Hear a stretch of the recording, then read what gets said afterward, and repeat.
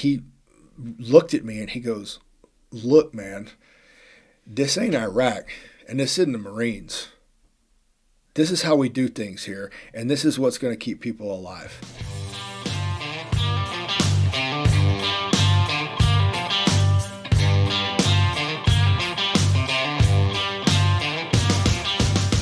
Hi, everybody, and welcome back to Tracer Burnout. I'm Dan. I'm Roger. And this is 2026. If you didn't know already. Yes, the first episode of the new year. Indeed.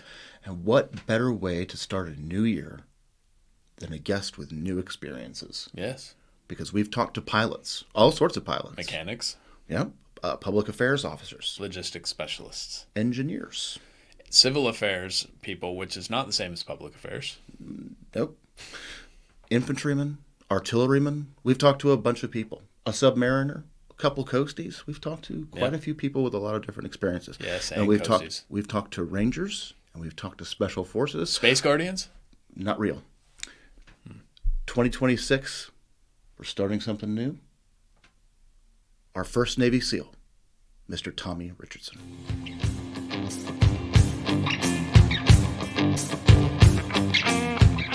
Tommy, thanks for joining us, man. You are not our first Marine or Navy, but you are our first SEAL. So Congratulations. Yay. Golf clap. Hey, Golf yeah, clap. that's it. Thank you, Charlie Sheen. That's good.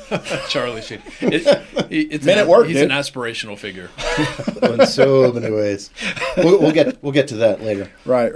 What about hybrid guy? Am I your first hybrid? No. No? Oh, okay. Cool. People that couldn't figure out what they wanted to do, so they picked different branches? We've had, No. but you might be our first Marine to Navy, though. Oh, okay. Yeah, I think that's really true. our Navy. Oh, man. Shots fired. I mean, I could just go back and forth with myself on those jokes.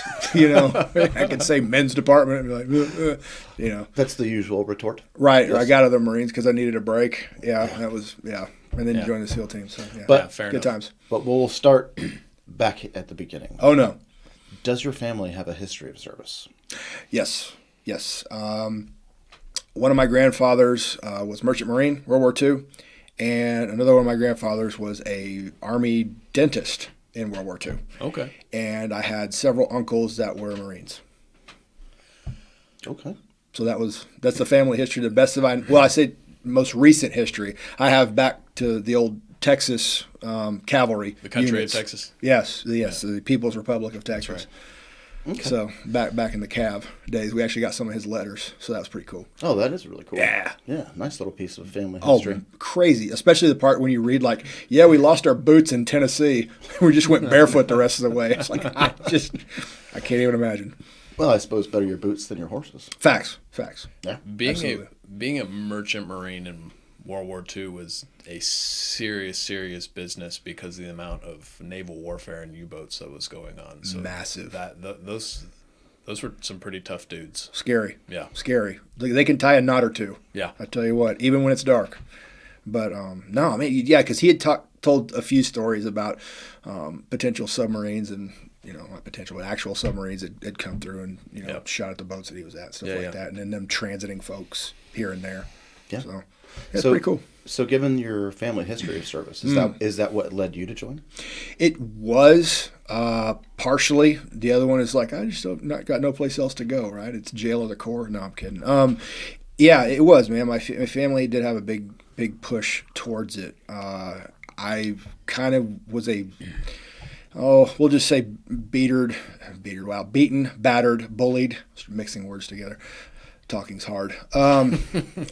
So it just really bullied hardcore when I was a kid, and didn't have a lot of self-confidence.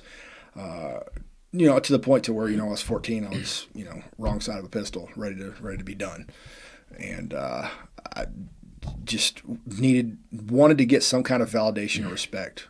Yeah. Not knowing my purpose and what really was important, and I only need one validation, and that's from the Lord Jesus, man. Yeah. That's it. Nobody else on the planet's validation matters. But back then, I wasn't a believer. I wasn't brought up that way. I wasn't introduced to faith.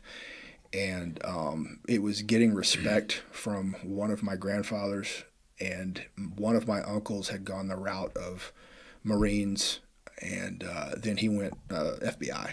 and was hostage rescue team. So he was kind of the Captain America of the family. Of course. Right. So I was like, okay, want respect, want people to, try to feel good about myself or whatever. We're gonna head that direction. Got to go out there and earn it. Right? Got to go out there and do it, man. Where did you grow up? Yeah. Texas. Yeah, man. So born in Beaumont, down swamps, southeast Texas. And then with my dad's work, we migrated up to Dallas area and then up into Denton. And then Huntsville right before I went to the Marines. You went into the Marines right out of high school? No, college. College. Yep. Okay. So for his first year of college. Yep. What year was that? That was 98. When you came in, or when you went to college? So I went to college 97. Okay. Yeah. Where'd you go to school? Sam Houston State. Okay. Huntsville, Texas. It's about an hour down the road from Texas A&M. Yeah. Were you, because you left after your freshman year, so were you looking to go for anything in specific? So I wanted to go intel, right? But I remember the first personnel inspection that we had in the barracks. The senior drill instructor was walking by and he was asking people, what MOS are you going to do? What is this? And I just remember him cresting the corner, and it just hit me that I needed to do my own path. Like, I definitely wanted to be a Marine because of everything that I'd heard about the decorated past and, the way that the guys carried themselves and the job. Now, granted, it was pre-9/11, so there was no war going on, but the idea of it, growing up G.I. Joes and, just that was going to be the way. That'd be really cool and play an army with the kids and, with some friends and everything. So I just go, no, man, I need to do my own route. And I was like, I need to go to the infantry. And that's the way to go. If it's going to happen and something's going to go down, I just want to be fighting in the front lines. And that's, to me, the best way to serve, because in the Marine Corps, even though everybody has a very, very important job, everybody is in support of the infantry. So I was like, all right, well, if you're going to go do that, I'm going to go join the grunts, and that's going to be it. And that was full tilt, head-on charging. You talked about, you mentioned how tough things were for you as an early teenager. Yeah, man. Were things still difficult when you went into the Corps? Not as much. Now, I did have the BCGs issued to me. Birth control goggles. Did not help at all. I got in one tussle, but it didn't last very long. And then everything straightened out from there, and I never had an issue past that. Like, I always had the height, but I didn't really have the weight behind it. So I grew to 6'4" when I was like 13, but I was like a white Steve Urkel, so I was super skinny, Coke bottle glasses, I had the massive size 16 feet on, the little getaway sticks that I called legs, it was just getaway sticks. it was bad, dude. So, I was a lightning rod for 80s bullying and, what was then early 90s. So I was kind of getting it from all angles. But it's just, I started getting in martial arts and getting a little bit of confidence. And, I've gotten a few more fights, but things started to turn around a little bit and go in the other direction, getting some in the W column, right? Yep. And then, just hit the core. And it just, I guess I put a chip on my shoulder a little bit. And that and the guy that kind of helped me train to go into everything, he helped me with mindset a lot, and that was Billy Soupbone Shelton out of Conroe, Texas, man. Got my head right. He's a former Army guy, Vietnam vet, and myself and the Luttrell twins went through him before going into the military. I went Marines, they went Navy, and. Yeah, man, it was just things kind of got better and better for me as far as I started filling out a little bit.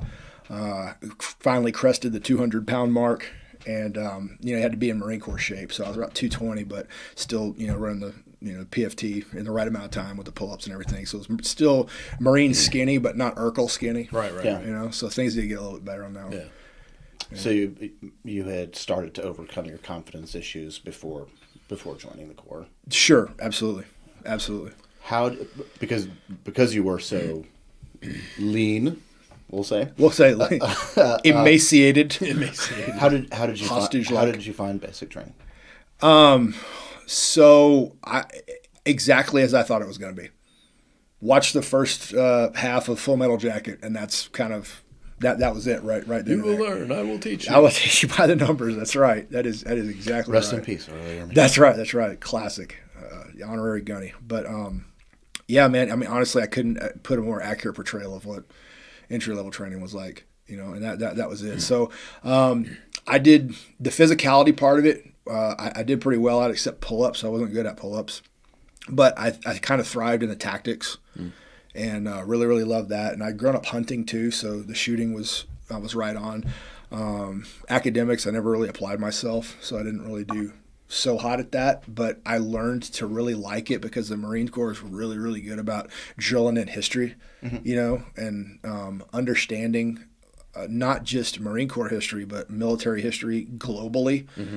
To make you a more accomplished and understanding warfighter. So that way, you've seen and done, or not done, but you've seen and read about what other people have done in the past in order to create what it is that you are to become. Yeah. Right? Because you're going to find yourself along the way, but they teach leadership day one, and just it's actually quite remarkable. But they set out to do everything that they plan on doing, and everything that they say they do. Right, as far as like the pride and the history, the lore, the way that they do things, the way that they think, they're just fantastic at it. Yeah, we say this is two Army guys. Something that the Marine Corps gets so right is that mindset. We're an exclusive club. Yep. And if you want to be a part of our club, you have to make it our way. That's right. And so many of the other services get that backwards and say, come find yourself, and come make service in this branch. Come be your best you, and the Marine's like, are you in or are you out? It's the beatings will continue until morale improves. But it's perfect because that's what young men need. Oh, hardcore. Yeah. It's especially nowadays. And granted, we had it tough because I did it when we had to iron our camis and shine our boots and our buckles and everything. Now you don't have to. Those little things like that create discipline. No, absolutely. 100%. There's a purpose for it. But the funny thing is that the Marines find somewhere else. It's like, oh, okay, cool. You want to give us, because it wasn't their choice, you want to give us that? Sick. We're about to peel the bluing off of every rifle. We are going to clean the bluing right off it. I remember when the new ACU uniforms came out in kind of the mid-2000s. This was on the Army side, but it was like, hey, we don't have to polish our boots anymore or press our uniforms. And we're like, this is awesome. And then the first time somebody showed up to work and pressed ACUs, everybody's looking around at each other like, oh, no. Please tell me this is not a thing. Oh, no. Dan knows what I'm talking about. Yes, I do. So East Coast or West Coast Marine? East Coast. I was East Coast my whole career. Do Texans always go? Yeah. East Coast? Well, no. I mean, usually they go West Coast. Well, I mean, honestly, it's needs of the Corps or needs of the Navy. It's kind of always wherever you fall out. So, I mean, you can have a wish list or a dream sheet. I think everybody gets that. Y'all got one, right? Maybe. I've never had a wish come true. I didn't say it came true. I'm just saying they had one. It's the illusion of choice. Right. The thought that you have freedom still. Right. Yeah. And then we had a previous guest on. I can't remember off the top of my head. It might have been Michael Parker. The dog guy? Yes. Hey. That's about the Devil Dog. Super nice guy. About the legacy program. Okay. Where if your your dad went to Parris Island, it doesn't matter where you are, you can go to Parris Island too. Something like that. I don't know. It was always like your relationship to the Mississippi River. Of Parris Island or San Diego. Fair enough. Quantico, wherever. Yeah. So you get done at Parris Island. You bulked up a little bit. I was a Quantico guy. And so I did bulk up, but I didn't bulk up till the SEAL teams. So where were you off to after? So I did. I was a Lejeune Marine, right out the gate, and first deployment. I'm assuming that's what you mean. Well, I mean, leaving basic training, then. Where were you first stationed? So, this is Lejeune. Well, you went to the infantry school. Well, I went to IOC, did that. That was 10 weeks, good time. And then went down to Lejeune. And that's where I got stationed. I was 3rd Battalion, 8th Marines. How's the water? I hear you're not supposed to drink it, but they don't tell you that till after you already drank it, and then it's just like, well, I'll just whatever's in me, they're fighting each other off, and I got nothing. I'm just gonna wait this one out. Yeah, exactly. I didn't quite fall into that danger window. I don't know how they made it safe all of a sudden, but I came out, I'm going to say maybe relatively unscathed. I don't know. Maybe that's why I have some of the things that I have. Who knows? But you got to Lejeune in 99? So yeah, Lejeune was 01. Yep. Okay, 01. Yeah. Yep. And then it was, we went off to Okinawa after that. So it was kind of interesting that I went to Lejeune because the big thing was to go do a med cruise. Right? Mm-hmm. That's what we want to, because like, all right, California guys, they're the ones that cover down on PACOM, but, the war kicked off, so everything kind of got funky. So they stood up what was called 4th Marine Expeditionary Brigade Anti-Terrorism. Sure. And 3-8 was part of that. And there was a need for Marines in PACOM, more Marines in PACOM. And there was actually apparently a threat that North Korea was going to invade South Korea while the invasion was kicking off. Yeah, while everybody else was distracted. Right, exactly. It's like, hey, look over here. We got something going on here. So we were at we spent some of the time at the DMZ, just south of the DMZ, waiting for North Korea to get froggy. Yeah. Now, before, taking a little step back. Sure. 9/11, you were already at Lejeune, or you were in I was in training? Quantico still. Okay, you're at Quantico still. Okay, so what was the reaction? So of not just you and your fellow trainees, but then also of your instructors. Sure. So it was disbelief, followed by a very solemn feeling. And then it's kind of like you almost going through the grief phases, except your acceptance came to, we need to get out of here now. But we saw they gathered us all. The first plane hit the first tower. Then when that came in, I remember the XO of the school came in and said, "Hey, everybody file into this one area. We're going to pull up the TV and then to see the news." And then just as they pulled the TV up, the second plane hit in real time. Yeah, in real time. And we're just like, you could hear a pin drop, man. Like, you're kidding. This is happening right now. Yeah. So they issued us a bunch of riot gear, and we were on standby to go up to NYC to help out initially. And they never called us up, but we went to ThreatCon Delta. Yep.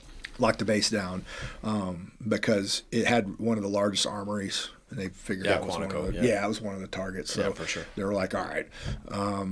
We never got called up. We just sat and waited for a while. And, it was get a hold of the phone, all the people that if we knew anybody up in that area. And then, obviously DC as well, making sure everybody was okay. And, we give thumbs back. Hey, everybody family, everybody fine. Okay. Yeah. And then it was just kind of waiting to see what happens next. And we're like, all right, well, we know something's happening. Yeah. You attack our soil, something's going down. So we're ready, and let's go. Quantico, you're not too far from the national capital region. No, not at all. It's pucker factor 5. Yeah, hardcore. It was because they really didn't know what the targets were. Right. Or there was going to be more of them. The plane had gone down to the field, and then it's Pennsylvania, right? Yeah, Shanksville. Yeah, exactly. And then they weren't sure if the other one that they drove down was aiming for the Capitol building, and then the Pentagon is just like we didn't know what was next, or if there was anything coming next. So it was rough for us. Where were you guys? I was at Fort Drum in the field. Nice. Yeah. You were cold. Yes, most of the time. Okay. But I was actually on my first team leader lane. Oh, okay. I was young specialist baker. Yes. Was running around doing his walkthrough of his fire team. Sure. And we got recocked. I thought we were getting recocked. Uh-huh. We weren't. Oh, okay. Yeah. Yeah. I was an MS2 cadet. Oh. I was an Army ROTC cadet. Nice. Saying I don't know what is going on, but I know it involves me. Right. Something's going to happen fast. And so from the time I signed up for ROTC to the time I commissioned 4 years later, we had started 2 wars. Yeah, that's fair. That's fair. It's something to do, Yeah, that's good. It's good to be busy. Yeah, good to be busy. No better way to spend your 20s. Idle hands and whatnot, Yeah, don't want that. Our 20s, yes. So, back to the DMZ. Yes. Yeah. That was good times. Avoiding mines pretty much. It was kind of interesting walking around and going, oh, active minefield. Oh, okay, that's cool. Yeah. And then you start working with the rock Marines, show up a little bit early and start, doing maneuvers. And they're like, hey, you didn't go through that field, did you? I'm like, yeah. I'm like, active minefield. Okay. Shouldn't there be a sign? Yeah, something. I mean, but which is funny because there was, the little upside down red triangle, right? Mm-hmm. So they had those along like the trails and stuff where we were running, but not on the areas where we were actually going to be doing like practice maneuvers with the rock Marines, going through if something was going to go down. But that was a good time. But yeah, that deployment, we did that one, and then we did Philippines as well. Well, I was just going to say, if you're in PACOM, because most people don't know, the Philippines was actually the second country we went into after the GWAT popped off. Right. So good times. Yeah. All right then. OEFP. Yeah. That was our first OEF little badge. Yeah. Can't put stars on it. Not that anybody cares, but so you guys went to Korea and then came back, or you guys went from Korea to? So we were based out of Okinawa, right? And Oki, Camp Schwab, and we just had, it was kind of like that was our jump spot for other places. And we went to like Camp Fuji, we went to mainland, and then hit Philippines and hit Korea, and then different companies went to different places. Some of them did Cobra Gold, some of them did Australia. Had you ever when you took off for that? Had you ever been out of the country before? Had you ever had any sort of international travel experience? Zero. Not even to Mexico? No, Texas was the closest I got to Mexico, man. That was it. But no, my dad and grandfather had done like an exotic doves, white-tailed doves, dove hunt down there, excursion. Just massacred tons of them, man. Brought back tons of doves. I never got to go, but that was the closest thing. And he came back with stories, and I was like, "Cool, I want to go." And they're like, "Nah, okay." No. All right then. I'll be over here in the corner. Then I'm good doing push-ups or something. So you were what, about 20 at this point? Yeah, around about something like the 2022 ish. So you rally at Oki and then go down to the Philippines. Yeah. Holo. Huh? Holo. So it was Ternate Cavite. I know exactly where that is. Yeah, Luzon. Mm-hmm. Yeah, good times. ASG aren't friendly. Correct. Abu Sayyaf. Yeah. Yes, Abu Sayyaf group. That and the MILF was also there. This was before the MNLF. Correct. Yeah. The MILF. Yes, you can laugh all you'd like. It's fine, but it's also it's also before Stifler. Okay. Yeah. Yes. No, I just heard somebody talking about this the other day. So go ahead and explain. No, that's fine. It was just another terrorist cell. The Moro Islamic Liberation Front. Correct. That was out of PI and not very friendly to Americans. Not so much. But it was very interesting because it was kind of a playoff of going all the things you read about Vietnam and things like that. But like Triple Canopy Jungle, it was actually monsoon season, and a lot of guys got immersion foot, and that's tropical disease. Dude, it was insane, man. Like, what do feet love? Clean, dry socks. A wave of Montezuma's Revenge went through also. So all of those fun little thingies. It's Aguinaldo's revenge there. But yes. Fair point. So, yeah, it was interesting. So we did some scout swimmer ops with their recon Marines out there. First time I had a close encounter with tiger sharks. That's a good time. I don't recommend that. Yeah, they're not friendly. No, especially because it was mating season. See, that would also be a problem. Right, and we didn't find that out till afterwards. And we were asking the guy that was making all the little dog barbecued skewers for us, and just asked him, "Hey man, what's out in the water right now?" He's like, "You didn't go out there, did you?" I'm like, "No." But if I did, he goes, "It's mating season for tiger sharks." We're just like, oh. Dan, tiger sharks are not as friendly as the name would have you believe. Yeah. These aren't the tigers that you pet. But good times. But yeah, it was a good time there. So tiger sharks, terrorists, yep, and unmarked minefields, Triple T, yeah, all on one rotation. Yeah. How long was that rotation? 9 months. We got extended 3 months. That's a long one. Yeah, it was 6 months originally. We got extended 3 months. That's a pretty well packed 9 months. full of experience. Yeah, it was a busy little Saturday. Yeah. Bed Bath and Beyond. I don't know if I have time, but We'll have time. it was busy. There was a lot going on. The reality hit too of Iraq, because when we were in Korea, that's when we started seeing the names scrolling on AFN, and we started recognizing a lot of them. And that hit for a lot of guys. Yeah. I mean, me too. I mean, I had a real good buddy of mine who actually has a building named after him in Quantico now. And I fought pugil sticks with this guy, and he's a super nice dude. He was a Mustang guy, 29 years old, 2 kids, wife, super nice dude. And then to find out he got separated in 3 pieces from friendly fire, of all things. I don't know. It was that time when there was the fog of war case with the female A-10 pilot that lit up the LAV. I have a distant memory of all that. Yeah. But anyway, he was the guy that got killed by her. Got it. Yeah. Anti-tank round hit him in the neck, separated his head from his body, and then in the waist, separated the legs and everything. Yeah. He was a FO, the forward observer that was coming out of LAV. They were crossing, doing a bridge crossing when it happened. And she ended up getting off on fog of war, I believe. But it's war sucks. War sucks. Yeah, it does, man. And it's one of those things where you try to armchair quarterback everything, and that one was a lot for a lot of us too, because in the infantry they teach you a lot about target ID, right, and about certain shapes of certain vehicles that an LAV doesn't look anything like a BTR or a BMP. Yeah. So we're like, what? Okay. Yeah. And it wasn't like, the east-west heading across. It was like coming right up the back. And I'm like, why would you drop on whatever. It stinks. Yeah. But it's just kind of the way things go sometimes, When did you guys get back? 2003. But after Iraq popped off. Yeah, after Iraq popped off. Yeah, it was summer 03, I think. And because that was when we were ramping up for the next one. I don't know if you guys have this in the Army. We call it Alpha Increment. So it's basically a battalion that is pretty much is packed up and ready to go and deployable, at least to have boots on the ground within. We do. They're about 4 miles down the road. Okay. Yeah. Cool. Is that the airborne?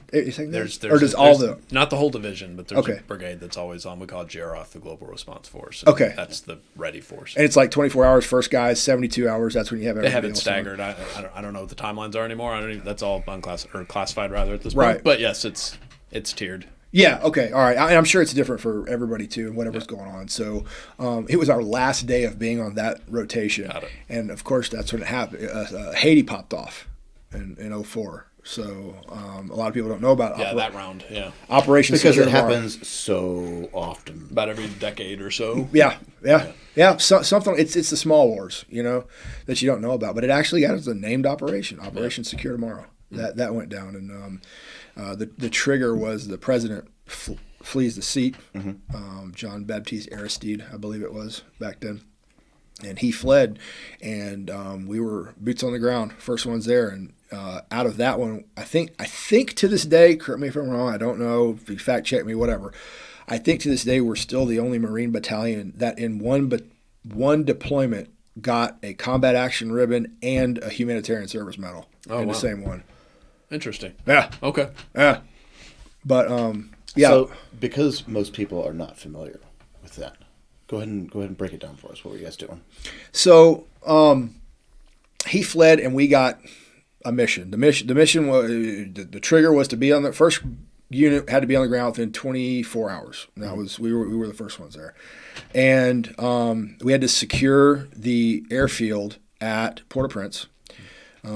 Set up, the home base at the terminal, at the air terminal, and then we had there was a certain group called the Chimere. That's who we were going up against. I think that translates to ghosts, roughly, or whatever. Okay. But we got like 7 baseball cards, and they told us it was interesting because it was the only deployment I've ever been on that was not time dependent. It was mission dependent. They said, you will not leave until you complete the mission. And they felt safe enough to bring UN forces in to do like kind of the recovery operations or whatever, final stability operations. So we had to replace the 12 district chiefs of police within Port-au-Prince and find a new president. That's all. Right. And we couldn't leave until we got all that done. Yeah. And it ended up taking about 5 months. But it was interesting. It's one of those places where the first thing when it's talked about you remember is the smell. You know, it's just, I can almost taste the smell. you know, but it was palpable. It was crazy. But it was a lot of firsts for everybody. First kills for people, first dead bodies being around, and then seeing a pig take a bite out of somebody's face. Like the only fat animals over there are the pigs because they eat the dead bodies that are just laying on the street. And then they had this one place by the port where they'd actually dump the bodies and burn them. And you drive by, and the soot that would hit you, the ash, is actually like human skin. Yeah. I was like, oh, so this is what Stalingrad was like. Yeah. That's great. But it came with that garbage and that rot. It became a certain stench, and that was like how it smelled there. Never forget that smell. Ever, like you would ever get it off of you. I mean, it's on your camis. We didn't get a shower, I think, or at least didn't, I guess, water on us. I don't know if you ever call it a shower, but a month and a half, and our camis, like you couldn't make out a camouflage pattern. It was just black, and you could stand them up. Just nasty. I mean, we've talked about it before because it's okay, because if everybody stinks, you don't smell anything. It's true. No, you don't smell at all. No, it's like you'll hit that period of like, I think it's like a 3 to 4 day window where it's just like you're gagging maggots and yourself. Yeah. And then this thing just happens where it's like, Light switch. I'm good. Yeah. But then nothing else in the country smells, and then there's a problem. Yeah, you're like, this can't be good. This has got to be bad. And then the minute you take that first shower, everything goes back to smelling. Yep. Yeah. I think we've all had to experience that too. Where you're stoked about getting the shower, and then you're like, oh, I got Horrible a idea. filthy uniform back on top of it. You actually had a dirt protective layer. Yeah. And for some of us, it washes our tans right away. Yeah. Yeah. But it was the most disgusting I've ever been. Yeah. For sure. I forget what it's called, but we've all had it too, where you get the dirt when it gets ground into your pores, and the pores close. Yeah. I forget there's a name for it. I don't remember now, but like sometimes you get them on your back from like rucking a whole lot. Yeah. Did you get a lot of that kind of stuff? I mean, I imagine it's considered tropical. Yeah. It was one of the places where a bunch of weird stuff happened. Yeah. And I'm pretty sure that they washed our clothes in diesel because it had a diesel smell. I mean, you know how when they take your uniforms to get fixed up, like, oh, that smells like starch, cool. Or, oh, hey, we're going to the field. That's permethrin, which comes with a lovely follow-on burn. That's also true. Yeah, but it's good for you, right? Oh, that's what I'm told. Well, Yeah. I mean, if you like the permethrin, you should have tried the DEET beforehand. No. That's that's to give you the partial paralysis, the palsy in the face. The Maxi DEET. They used to put the Max DEET on everything. Yeah, dude, Maxi DEET. We sprayed our face with it. Oh. Yeah. And then you start sweating, and you're like, I'm an idiot. Yeah. They used to treat the uniforms with them when you took them to the wash. Yeah. The base wash at JRTC. Yeah. When you got done with your rotation, they would come back with Max DEET on them. Now, did you had the permethrin also? Yeah, we had. And the DEET was worse because we never had DEET. We had permethrin. I thought permethrin was bad. It was different. Did it burn? What did it do? Yeah. Really? Yeah. I mean, it was so heavy on there. Guys were passing out. Really? Yeah. No. Would it like off gas when you sweat? Because you're coming from Fort Drum to the swamp of Louisiana. Yeah. I mean, guys are sweating nonstop. Right. Yeah. And it was so bad. Ugh. It was so bad. That's just fun thing. How many times did you have to restart anthrax? I had to do it twice. I think I was twice as well. Yeah. I did it 4 times. Yeah. That's a lot. Yeah. I don't know why. That's a lot of anthrax. That's a lot of anthrax. I mean, I don't think I have anthrax or ever. You're good. I think I'm clear. Your teeth are trained. Totally. I only completed the series once, which is funny. I don't know. Whatever. So Good times. After Haiti. After Haiti was quick turn and then Fallujah. Okay, that is a quick turn. Quick turn being how long? A couple of months. Man. because it was alpha increment, right? And we didn't know how long it was going to be, but it actually ended up being pretty cool because I say it, man. Well, first, Go ahead. Your break between getting back from the Pacific to Haiti was how long? Months, because we did the whole workup and the McCree. So I mean, it had to have been at least a year. Okay, so that's fair. And then 5 months in Haiti. Yeah. And then turn around and off to Iraq within just a few months. Yeah. Yep. This is Fallujah 1. 2. This is 2. Okay, Yeah. Place myself here. Okay. Yep. So it was tail end of 04 and into 05. Okay. Yeah. So in there for the tail end of Fallujah and then the Democratic elections. So were big. How long was your initial enlistment? 36 months, I believe. So you had re-enlisted at this point. Well, I mean, I was an O, so we didn't re-enlist. Oh, it's in def. Yeah, in def. Yeah, but that happened. Fallujah went down, and then came back from there, and then it was took a B billet to School of Infantry, and was a tactics instructor there, and then that was when I was like, I'm seeing my ground time coming to an end. And it's time for a change. And that's when actually Morgan Luttrell was at jump school here at Bragg, and he drove to Lejeune to see me. And he's like, dude, why don't you come over? I went, is that a thing?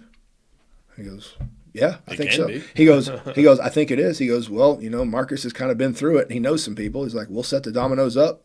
You just got to go knock them down and then do all the paperwork and junk. And that in and of itself was a task. So it took the whole 2-year time there in SOI getting that done. So it was a pain. So that was the not so seamless transition you told me about before we started recording? Yeah. The paperwork alone took 9 months, man. Okay, yeah. To get done. It took 2 just to get a hold of the recruiter. I remember I called and sent emails twice a day for 2 months straight before I got an email back and said, hey, heard you're interested in SW. And I was like, you think? Yeah. Yes. Yes, please. I'll take one pass. And then the paperwork came, and it was just it was one of those things where I was very, very fortunate that the battalion commander at the time actually came from Manpower and Reserve in the Marine Corps, so he knew all the right people that the desks needed to hit. He could kind of walk you through it. Exactly, and call up there to people that he knew. But it still took 2 years. It still took 2 years. Yeah, and because it was once I passed the board, then it was them finding a slot because there's only one inter-service transfer allowed per year. Not to say that there's going to be one, but there's only one allowed between all the branches. So I had to do the PT tests, had to do the physical, flight physical, dive physical, make sure everything was good to go. The medical portion took a really long time, but it's just one of those things where just everything started lining up, and then I had to go get interviews. I had to come up to go up to Little Creek to meet with some folks, do some interviews, then get their written stuff, put it into the package, put the whole package in, and then the age waiver too, because I was 29, to get that in there, and then because I had to be at Buds for I had up until I was 29, so put that in there. And then sent the package in, man, and it finally worked out. And I remember too, because the admin officer that at the Marine Corps was like, or School of Infantry was like, yeah. So just so you know, you've got tell me about my chances. He goes, you got a better chance of counting the stars with your finger than having this happen. And I just looked at him and went, challenge accepted. I'll take those odds. Yeah, I'll take that action. That's very encouraging. Very, very. Wes, Marines. What are you going to do? You may know this. I mean, maybe not, but because there's only one spot for an inter-service transfer per year, right? Do you know how many other people were trying for that one spot? They didn't. No idea. They never told you. Okay. No, yeah, I don't know if that was something. No. That wasn't like information that they held. It was, hey, you send your and it was one of those things too where I'd worked so hard on this package, and it's like I made a ghost copy, but at the same time, it's like I'm sending all of this away. And going, I'm never going to get this back, all this work. But it hit its intended spot, and it was just one of those things where you get a letter in the mail, And it's kind of like with college, I guess. You get a thick one or a thin one, you know? Yeah. And opened up the paperwork, and it said, congratulations, 0300, you made it. Yeah. And it was a report date. Do not pass go, do not collect $200. I don't know anything about the regular Navy. I went straight to BUD/S. Out of that entire 2-year process, Yeah. from start to finish, Sure. what do you think was the most frustrating or challenging part? Paperwork pushing. Oh, hardcore. Yeah. Yeah, because it's like you would call you would send a call, and it would be weeks before you got an answer on anything. Mm-hmm. And it's like, I need this one piece of paper. And it's like, well, I need this other piece of paper that makes this piece of paper work before this piece of paper can go to this desk. The prerequisite for this piece of paper. Oh my word, the bureaucracy was insane. It's just like you would think it'd be one of those things where it's like, this isn't the first time this is ever done. So because of that, shouldn't there be just like a checklist? Do you think that maybe all of that, madness is there to get people to not apply, or perhaps to just give up? You always wonder, but then having seen the way things work inside the military, you're not surprised. It's true. Yeah. Because how many times is there an actual turnover? I'm talking non-combatant role. How many times is there an actual turnover where somebody has built a no-kidding binder or set something on the computer or whatever and said, here's everything that has happened, here's how it's going to get you started in the right direction so you're not doing everything cold, and then here's 2 weeks where I'll do the job, then you can sit there and I'll shadow you and then go from there. Relief in place. Yeah. When does that ever happen? Yeah, never. The continuity book. Yeah, none.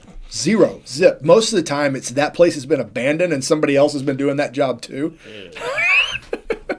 I'm just saying. So what's the time and date on this? So inter-service transfer. So it was October 24th of 2007. I was in the Marine Corps.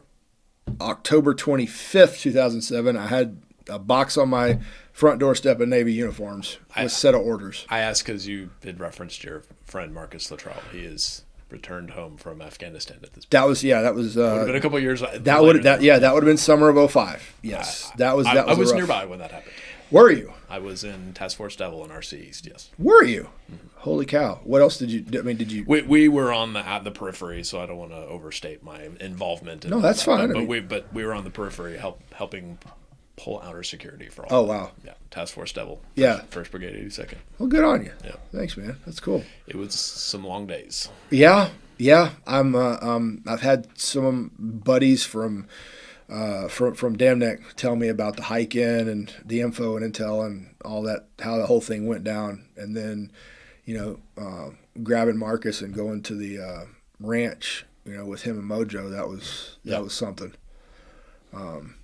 It's interesting to see a grown man scream himself to sleep after being awake for 3 days because he's afraid to dream.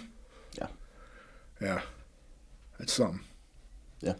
And then Mama's out there with a 6-shooter in her belt, waving people off on the property. She was fun. I love Mama. Mama Holly's awesome. She's such a good lady. So you get accepted. Yep. You get your box of uniforms. Yeah. You've got your BUD/S report date. you barely scraped in under the wire for the age limit. As an old man, Yeah. As an ancient, decrepit service member at the age of 29. With a couple of miles. That's 29's old in the Army. That's man. dinosaur time, man. The workup and the physical part of it was something, and I had no help.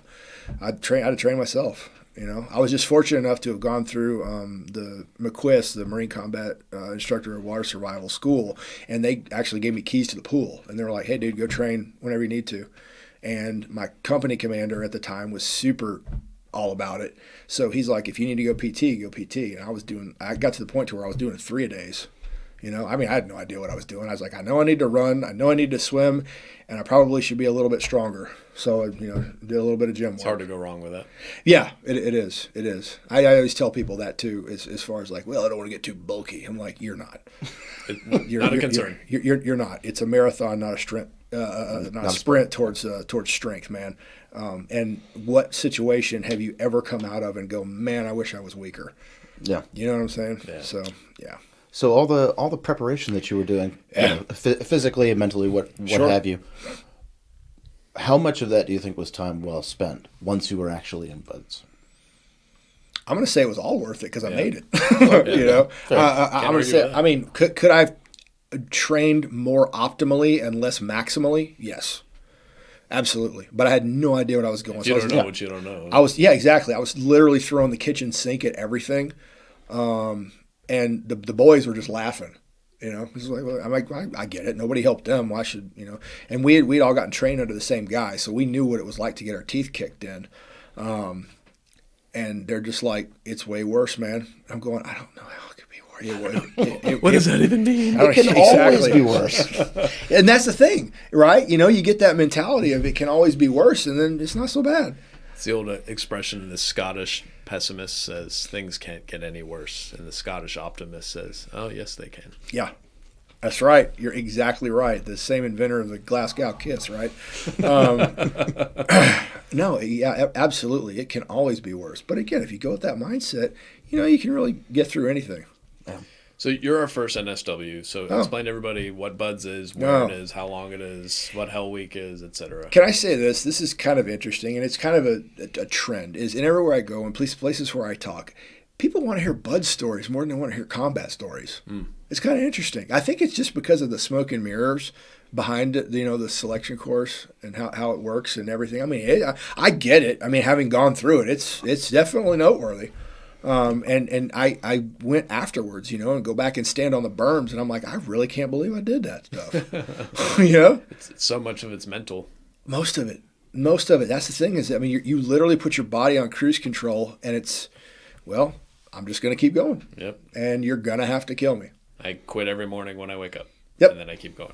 That's it. That's why they always said that it'd be a whole different story if they put the bell next to your bed. Yeah. Yep. You'd have a lot more people quitting. But it was funny too, even the psych out, right? So Buds, basically underwater demolition seal. So it's 6 months, fun in the sun out in beautiful Coronado, California. What's not to like? Exactly, right? It's great. Surfing and cold water and sand. It's awesome. Yeah, no, but so you get broken down into 3 different phases, and then there's kind of an introductory phase. I don't know what they call it nowadays, but back then it went from phase 4, which is funny. They start with 4, but or PTRR, physical training and readiness, and I don't know what the other R is. But it's kind of a warm-up where it's like introduction into the O course. This is what a grinder PT would look like. So they have like pre-buds now, where it used to be up in Great Lakes, and they go for like a month after boot camp to kind of, okay, this is kind of what Buds is going to be like, and then they'd ship you down. But now I think they actually go from boot camp to mini Buds at Buds to kind of get them a better understanding of what's coming, and then they roll right into first phase, and you're off to the races. Yeah. When I went through, there wasn't any preparatory. It was just show up, and I think it was a couple of weeks of, hey, this is what this is. This is where the chow hall is. This is where the class is, the area fam. This is what the soft sand run is. This is how you run on hard packed sand to, reduce injuries. Going through the O course a couple of times. You get your swim time, so you'd swim in the bay instead of the ocean. Calmer waters, right? You'd find out who was about the same speed as you, and then that's when you get your partner, your swim pair, and you get a guy regardless of size. It's about speed, how you are in the water. So somebody that's about on pace with you, they pair you up, and then that's your swim buddy, unless he quits, and then you swap off. You gotta find somebody. Right, you gotta find somebody else. It's those things you never make friends until after Hell Week. But they place Hell Week and sometimes in a different place during first phase, but it's most likely it's after halfway through first phase. But first phase is what did they call it? Physical training and readiness, I believe, something like that. But it's that's the one where you're doing the boats on heads running and log PT and grinder PT and going out and doing the surf tortures, and it's really to the phase to find out if you can take a little bit of punishment. Serious? Yeah, can you take a little bit of punishment, and then the culminating punishing exercise being Hell Week. So 5.5 days of no sleep. And even though they offer a nap on Thursday, like Wednesday, Thursday, it was like, hey, here's an hour and it was like a pays to be a winner type thing. Hey, go to sleep for an hour. It'll be great. And come to find out that's like literally the worst thing you could do, because you want to go to sleep, but then your body actually starts to do things and it swells and starts to shake. Yep. Everything starts to fire. So then it's like if you went to sleep, it's actually worse. Yeah. I didn't go to sleep. I actually just walked around the tent. Right. I took my time in the restroom because I had without the instructors, because they can't bother you for an hour. Right. So I went down and enjoyed the commode a little bit, and then came and just walked around there. And as guys were going to sleep, and staying limber. Exactly, because that was old guy Marine Corps wisdom, right? Because you knew what was going to happen. And then when the instructors came out to wake everybody up with crashes and all the M60s and all that. I was going to say artillery simulators. Yeah, the arty sims that go in there and the gas and all that. They just look at me and go, hit the surf. But the cool part about it is that I could by myself get a start and go hit the surf, while they're getting woke up and that pucker factor or whatever. Good times. Yeah, it's great. What do you think what was the attrition rate? Holy cow. It's brutal. Monstrous, man. I mean, I know they do the percentages. I think it's the simple 75-25, Well, I mean, from your class. Oh, okay. So I can tell you that we started with 336 people and we graduated 19 originals. With we had rollbacks and whatnot, come in, but I think it was like 19 originals is what it was. And so high. Yeah, it's a little tough. It's one of those schools that does exactly what it's supposed to do. It doesn't make you like a really cool operator and whatever. No, I always say it's a school for professional tough guys. At the end of buds, I know that I have a man that will not quit ever. Yeah. You're going to have to kill him. That's it. That's what I know and I can guarantee. Because people ask you like, oh, so what's it like? I was like, well, put yourself in a meat locker for 6 months, and every hour on the hour, somebody's going to come in, shove a pail of sand right in your keister, and then take ice water and dump it on your head and then kick you in the nuts for 6 months. And that's buds. Yeah. When you know it's coming, it's not so bad. Yeah. Yes. I don't know, but and then second phase was dive phase, right? You learn open circuit and then closed circuit diving, and then that has the two big attrition things of the famous tread, putting twin 80s on your back and doing the tread water with that, and then pool comp, that's where they do the surf hits underwater, and you're underwater for about a half hour or so, and they're tying knots in your tubes and gear and everything like that, and that's a monstrous attritter also. But also I think the last big one, unless the instructors just really don't like you, and then they'll fail you for like land nav or because you have to get faster also on all your times, like your run times decrease, your swim times, and then your O course times, all those have to get faster with each phase, right? The requirement gets faster, so they'll find some way to fail you if they don't like you. If not, then and you actually make it out to San Clemente Island, they'll find a way out there. Yeah. I know the Army Special Operations world pretty well. On the Navy side, just please correct me if I'm wrong, and this is contrary to your experience as a prior Marine. Yeah. But when you join as a SEAL, whether you're an officer or enlisted alike, you do a BUDS contract, right? So if you fail out of BUDS, like you're shown the door, right? You get called what's called Y00, which means you are needs of the Navy. You are haze gray and underway. Okay. Right. So a few things can happen. There's just like with anywhere, there's only certain spots that are open to certain MOSs or NECs in the Navy, right? And they'll show you a list. You pick what that is, and that's pretty much what it is, or what you could get. Sometimes, other times it's just, hey, you're going to go to a ship, because we would see guys. It was called X Div or X Division. When guys quit, they would end up there, and then they just disappear. No idea where they went. Yeah. And honestly, I didn't ask really about what that process was, because I knew that wasn't going to be me. Yep. But from what I had heard talking to former bud duds,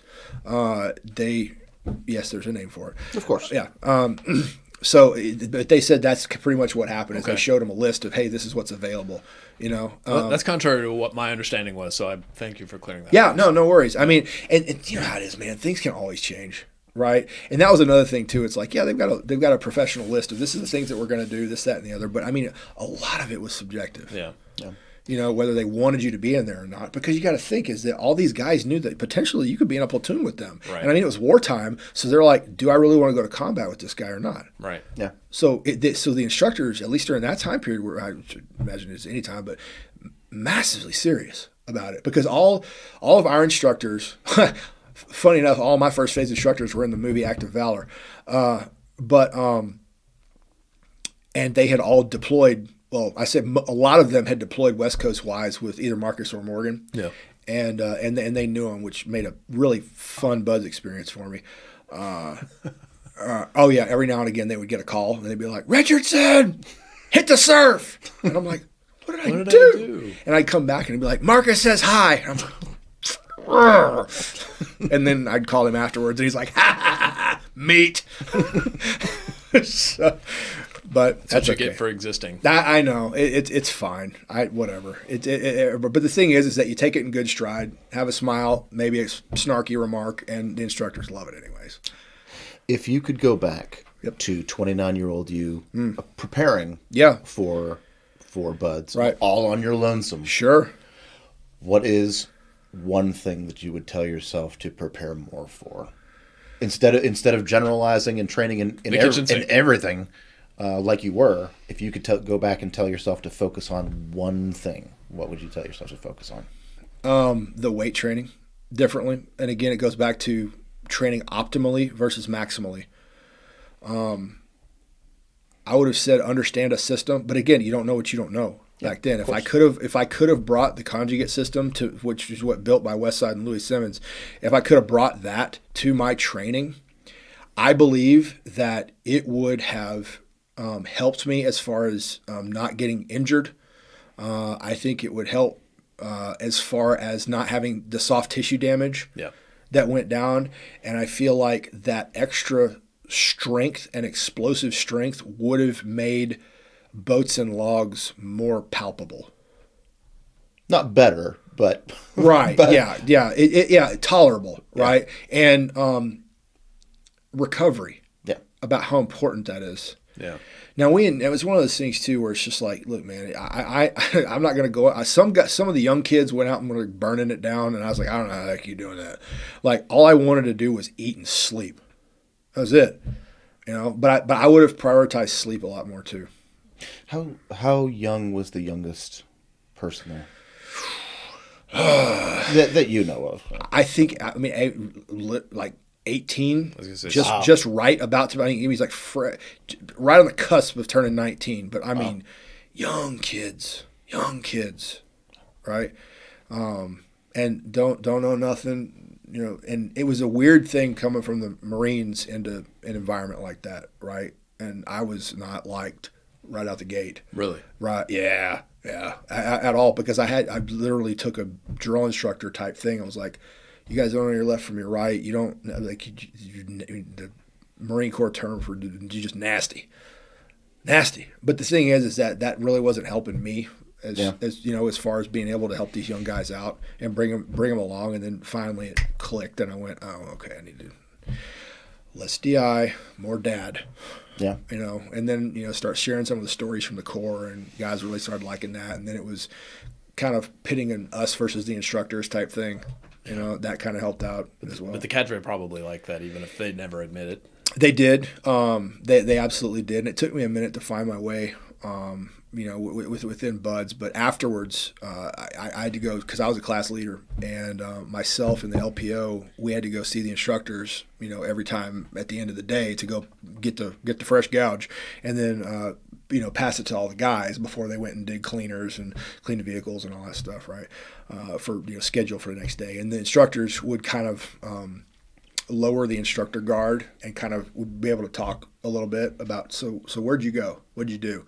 And it turned out we tread a lot of the same ground. Yep. You know, so that there was kind of a mutual respect there, but there was an understanding also of that once you go back outside that door, it becomes student instructor again. Grown folks rules. 100%, absolutely. Yeah. But it was interesting being able to, like, some of the guys on the weekends, you know, they would say, "Hey man, come over." I'm just like, okay, am I about to get like, you know, I'm waiting for the lights to turn out and the guys get jumped, you know. Yeah. But no, it was actually really cool. Got to meet some of their families, and that's honestly where I got to meet Ty Woods, you know, Benghazi, right? Mm-hmm. Yep.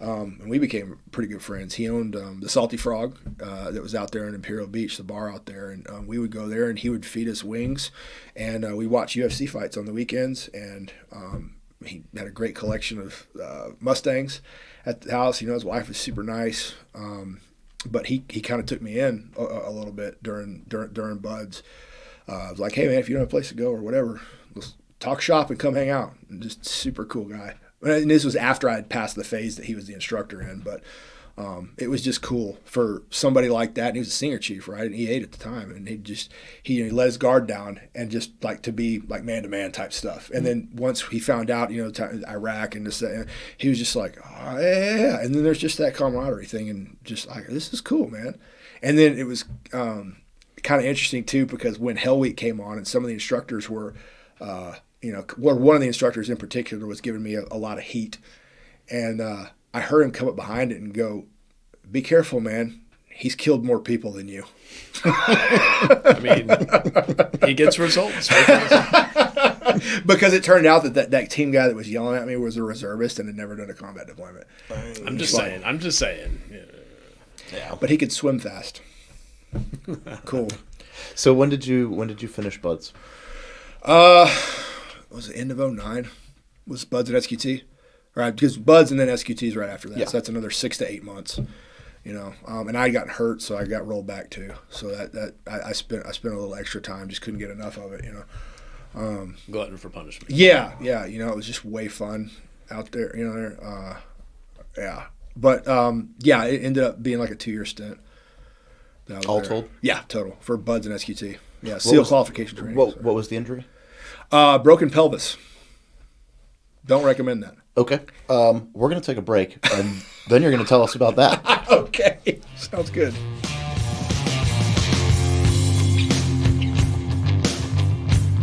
You're wrapping up buds, and we were going to talk about a pelvis injury? Yeah. SQT pelvis injury? No, that was actually a buds pelvis injury. Oh, okay. Yeah, that's what rolled me. So Thursday before Hell Week, we had log PT. And we were doing this evolution called Forever Lunges. And it was soft sand on Demo Pit Road, and it's about 1.5 miles down to the demo pits and 1.5 miles back. So about roughly 3 miles-ish. And it was, you know, we had 7 guys on a log, and we were lunging all the way down, all the way back. The aptly named Lunges Forever. Yes, Forever Lunges, aptly named. So when you got down to the demo pits, everybody would drop their log. They'd, you know, give you a little bit of water, and then they'd have some fun in the surf zone a little bit, get a little wet, get a little sandy. So we're on the way back, and it's one of those things where you pay to be a winner, but also it doesn't pay to be a loser. So if the log drops, your entire boat crew goes to the back of wherever the last boat crew is, and that's where you have to start from. And when you're running, it's called the goon squad, and it's usually the instructors that are back there with a bullhorn, and they have something creative that they're saying the whole time. Just taunting you, yes. It's motivation. Sure. Motivation. Mm-hmm. Or they'll have some kind of piece of a song that they will put on repeat. And I believe the one at the time that we heard on repeat was the chorus that went, "I'm a loser, baby, so why don't you kill me?" And that was over and over and over. Yeah. So that was inspiration enough not to want to go back there.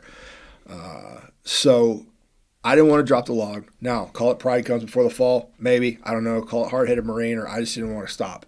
So the log started to slip as we were lunging. We were sandy, we were wet, and I was like, all right, I can grab this. It's all right. And I was on one end of the log. You got the other 6 guys, and it was one of those. As one guy drops, it's like you drop the log. It was a 300-pound log, right?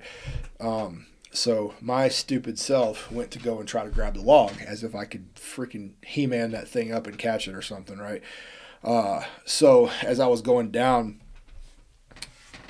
all at the same time, I went down, this leg twisted, hit the inside of my pelvis, or hit the inside of my leg. I lunged all at the same time, and I actually heard and felt the pubic rami bone just go. And I went, huh. And I thought it was a pull at first. I was like, I'll be fine. So finished the evolution. The next morning, I woke up and it felt like, somebody taking a jackhammer to my crotch. And I was like, okay, something's wrong, but I don't want to say anything. Got to keep going. So we had a 4-mile time run. Of course. And it was the first and only run that I ever failed. And the instructors knew that because usually I was like top 10 in the runs. And they are like, I don't know what's going on with you, because I clearly had one leg dragging. So if you fail a run, you get a little bit of extra incentive to run better next time. So I finished that. And they go, hey, we can tell you're limping. Go to medical. I was like, if you can tell I'm limping, why'd you beat me? Okay, cool. Whatever. So go to medical. They send me over to get x-ray. Sure enough, that I said pubic rami bone, for people that don't know, it's the little loops underneath the pelvis, those little bones. Yep. Yeah, it was visible. Crack. Nice and clean. Yeah, cleft in twain, as it were. And I went to the MD, the surgeon or whatever, who has to clear everybody before going into Hell Week, right? You're in perfect shape. And he was a devil doc. So if you don't know what a devil doc is, all of the medics or corpsmen in the Marine Corps are Navy, as well as the chaplains. So if you did an FMF or a Fleet Marine Force tour, as a corpsman, you'd be aptly named Devil Doc, right? Mm-hmm. So he was one of those. And on his desk, he had a paperweight that was the Marine Corps mascot, Chesty, the bulldog with the drill instructor cover, and he had the little wooden paperweight over there. And he was telling me what was going on. I saw that, and I asked him, hey, Doc, what? And he was 04. Hey, Doc, who were you with? And, did the whole thing. And I could tell he kind of started to take a liking to me. And I was like, all right, well, we'll play this Marine Corps style. What's the most likely course of action, and what's the most deadly course of action? So what's the worst that can happen? He goes, well, you lunge on it wrong. Something like this again happens because there's log PT during Hell Week, right? And this is to get cleared to go in. He goes, you could potentially, the bone could sever, or the bone could split and sever up into that bundle that we were talking about earlier. You could bleed out internally and die. And I went, huh. I said, okay, what's the most likely course of action? And his response kind of took me back to Rocky IV when they were in Russia, and Apollo's trainer said, no, you're going to have to go through some hell. It's going to be the worst thing you've ever been through. But I know in the end, you're going to be the one with his hand raised. So that's pretty much where that doc was going. And he just kind of looked at me and goes, you're going to go through a lot of pain, but it's doable. Yeah. And I kind of sat back and I looked at him and I go, so what do you think I ought to do? He just looked up at me, looked over at that paperweight, and then set it right in front of me. And then just sat back and crossed his arms and looked up at me. And I just kind of smiled and went, I'm picking up what you're putting down. Yep. Let's do this. And then he said, if he dies, he dies. That's right. You will lose. No, it was more like the Clubber Lang. What do you think? What's the outcome for this fight? Pain. Yeah. And it was a 5.5 day prayer session, man. That was the worst pain I've ever gone through. It was, and the thing is that med checks. So we started late Sunday afternoon, and first med checks weren't until Tuesday. Yeah. So that was straight up, and then they were able to give me Toradol shots during the day. But that's only to get you through the day. Yeah. But that's only through the day, which is funny because the worst instructors came out at night. So I felt all of that, just to be relieved during the day for the next one. But Yeah, and then I got a 2-class role after that, and then I came back after that. Follow on 2 classes Hell Week, so I didn't have to go through Hell Week again. Don't recommend that to be the route that you take. Right. But it was interesting too because there was another silverback there. He was 34, but he just kept getting injured, and he kind of, I guess for lack of a better term, succumbed to his wounds, and he ended up taking a med drop. Well, there's that age. Yeah. Where your body just goes. They put that in place not because they're big meanie heads, but because they're generally trying to protect guys from themselves. Oh, absolutely. Absolutely. As you get older, you become more injury prone and recovery takes longer. Absolutely. And if you don't train properly, your training just has to change. You can still be resilient, very resilient. Yeah. But if you're not training to that standard or understand how the human body works, you're susceptible to so much more injury. Yeah. So, yeah, it was just one of those things, man. It happened, and man, that was awful. So you finished Buds. What's the date time group? So we were. It had to have been 2008-ish, 2008, 2009, around that time frame, and then it was like 6 to 8 months of SQT. And what's that? Right there, SEAL qualification training. It's follow-on training. So basically, you're kind of going through a workup. Just to kind of give you an introduction to what it is. But you also have like a couple of fun schools in there too, right? So you go to jump school. That's usually the first one. That's really fun for everybody. So that's just static line, right? Airborne school. Yeah, so you'll go to, NSW has their own now out at Otay Ranch. So you'll go 5 days of static and then 3 weeks of free fall. Okay, so it's a little bit of everything. Yeah. Got it. Okay. So if back in the day when you went to the Army one, you would go to free fall school. Yuma. Yeah, exactly. But so they'd send you to static line, to Benning, and then to Yuma, and do that. Well, it was a week here at Bragg first because you do the wind tunnel at Bragg. Yeah, it's still here. Oh, okay. Same guy still running it. Old crusty. Geez, probably. He was so angry, but apparently he'd been there for like ever. He was like the grand old man of the green beanies or whatever. But anyway, It is what it is until it's not, right? Anyway, yeah. So that was that, and then you go to Yuma back then. But it was you get the time to do static line and then go free fall, so that way you know how to do both, knowing full well that most of what we do is free fall, right? As far as insertion. Yeah. So, but you still had to know how to do it because it's stair-stepped. You know how it goes. Stair-stepped. You got to do it first. You got to go to static line first. So for those listening, your static line airborne operations are going to be much lower in altitude. Correct. And that's when you're obviously tethered to the aircraft. Your free fall, there's high opening and low opening, and we can have another discussion about that. But your free fall is just going to be what people think of as skydiving or at a much higher altitude. Right. Sometimes you're on oxygen. Yep. You know far more about this than me, actually, but I just wanted to clear that up. Yeah, no, yeah, you're absolutely right. And for us, if we went static line, something usually was wrong. Yeah.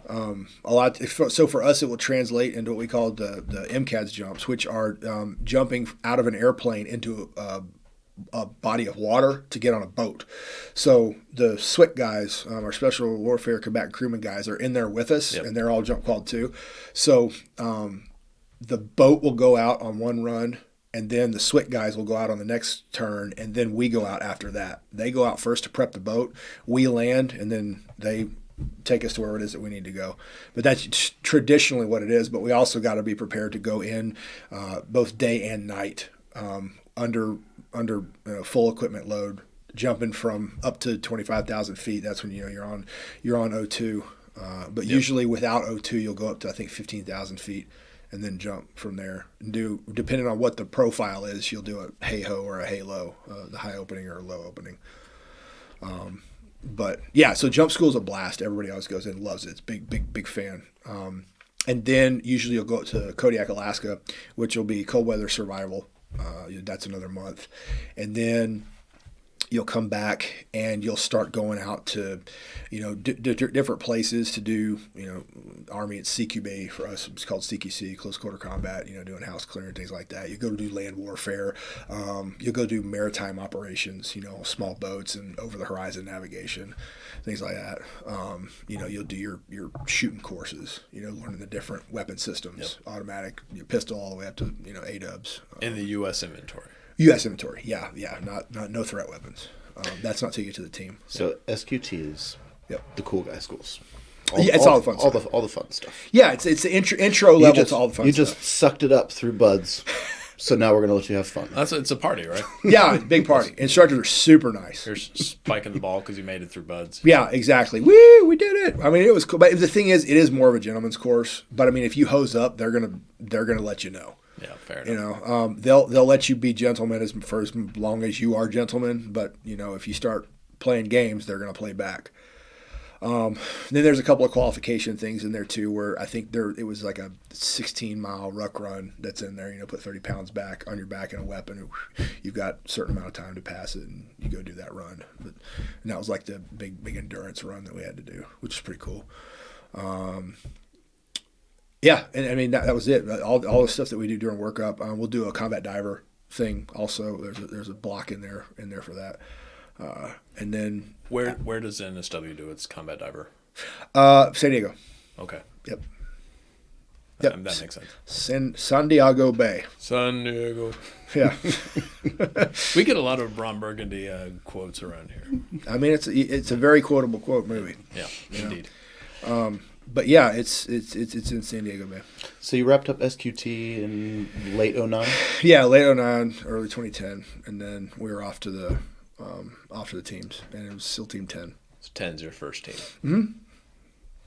Yep. And then with 10, it was UCOM, and then after UCOM was Afghanistan, and then brief stint at Group 2, and then went to SEAL Team 2 and did Afghanistan there as well. So when you're assigned to SEAL Team 10, yep, you're in Germany?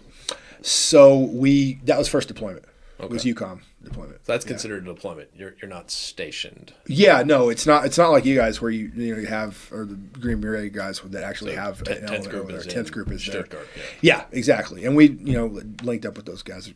Fun to hang out with. But no, it was actual deployment. Yeah, so we did the workup into the deployment. And it was that weird surge time, too, where, certain teams are going to certain places where they normally kind of wouldn't. But they was like, hey, we're kind of shuffling everything. And we were surging over in Afghanistan at the time. So, some deployments were a lot longer than others. Right. But it was just due to the mission, and that's the way the head shed was organizing things. So what were you doing with UCOM, and how long? I'm going to say building partner capacity. That's the SOCOM bumper sticker. Yes. BPC. That's my story, and I'm sticking to it. Building partner capacity. Yeah. We were just making global friends. That's all that was. Any particular friend? Or partner force? Yeah. Yeah. So some friends in Poland, and some friends in Israel. And some friends in Germany.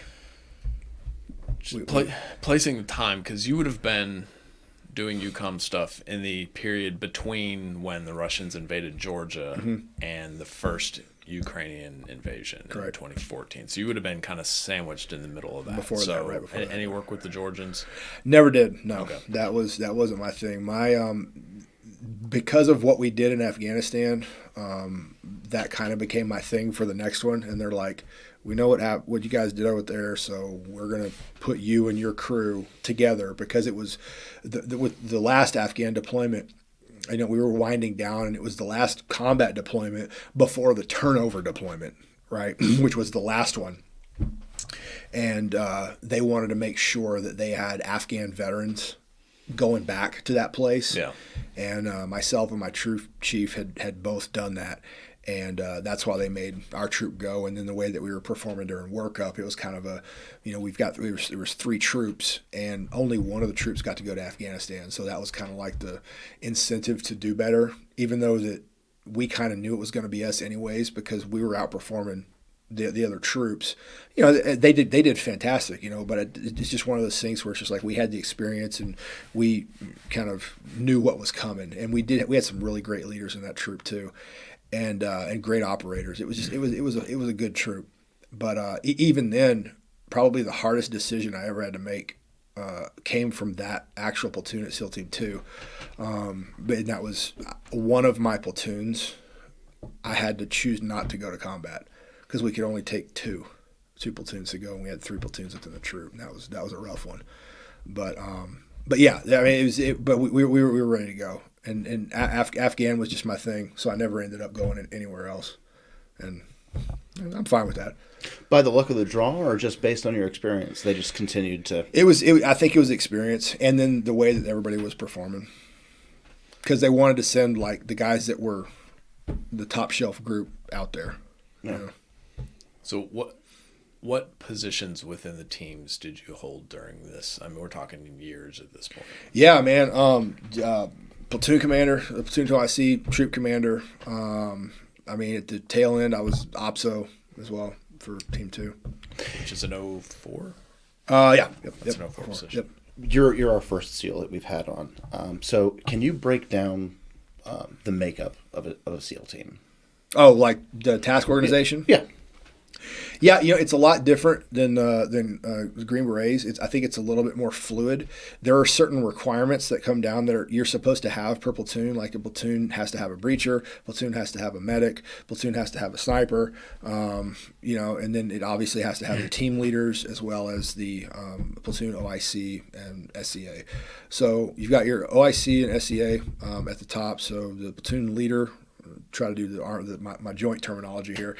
Your team sergeant, that would be your platoon SEA or senior enlisted advisor. That's right. Yeah, those are your top 2.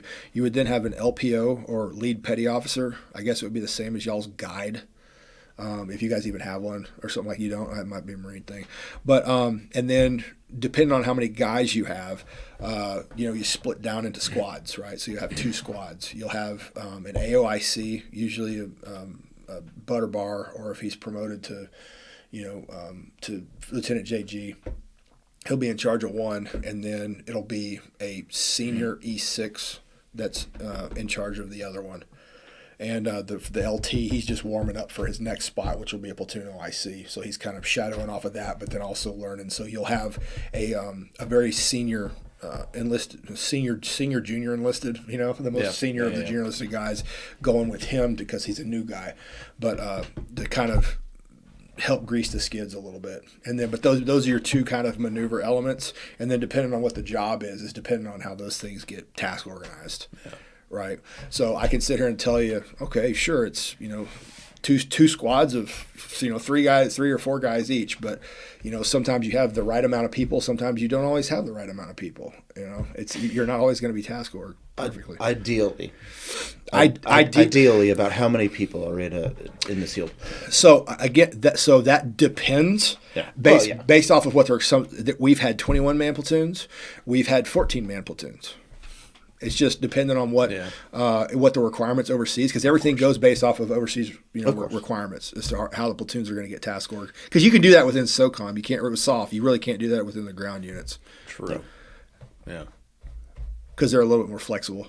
Because with the ground units, that was one of the things that I was very confused about too, coming over from the Marine Corps. It's like, all right, give me the task org. Troop commander looks at me like, what? I was like, hey, man, I showed up in Marine Corps platoon. I got 41 people, and here's what they're going to do.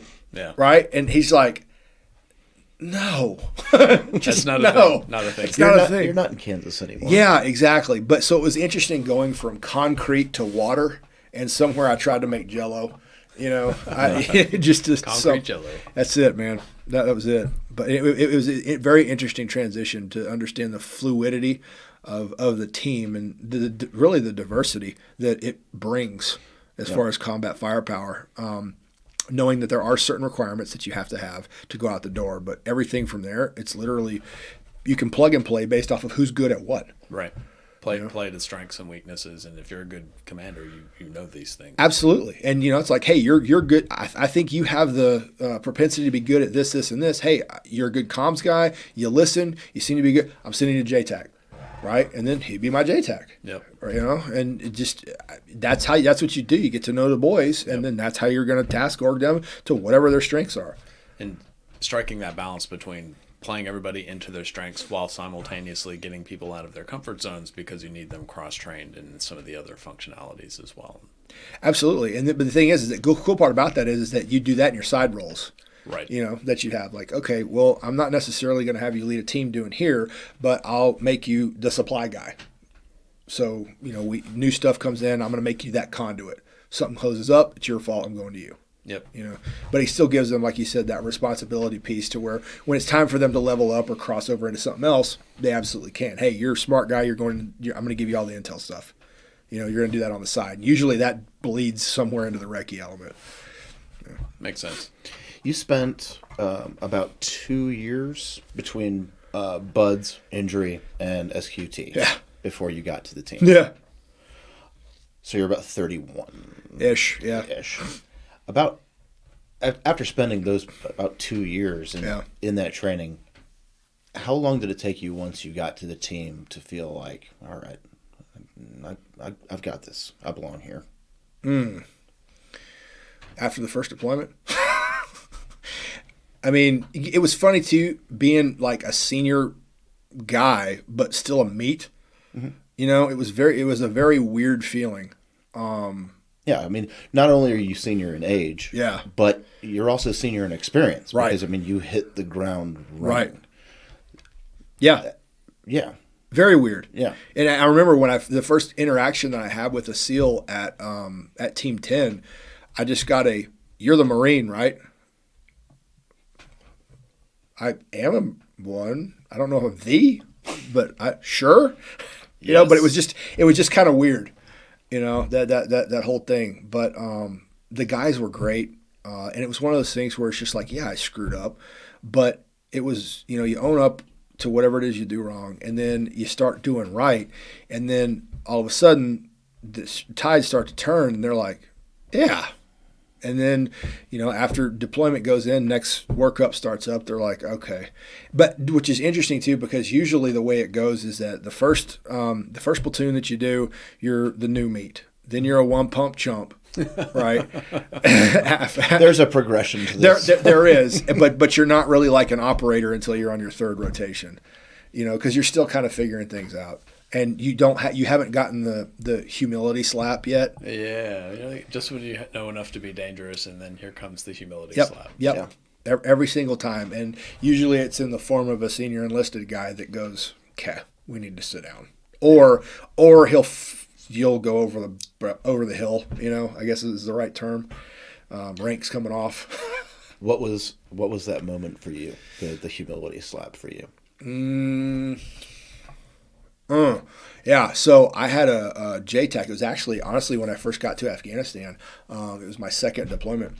Your second deployment with Team 10. Yeah, with Team 10. You said the humility slab within the teams, yeah. So that was it. The JTAC looked at me, and it was just, I had this air about me, and looking back on it, I absolutely did.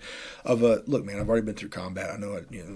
I know what to do. And the thing is too is that like in the Marines, there is no JTAC. The officer is the JTAC. So it's like because you control your own air. Exactly. Yeah. So it's like I know how to do all this. I've done that. I don't know. I don't know why you're here. I can whatever. But at the same time too, we didn't have near as many platforms. There weren't the responsibilities, and it was arrogance. It really was. But he looked at me and he goes, "Look, man, this ain't Iraq and this isn't the Marines. This is how we do things here, and this is what's going to keep people alive."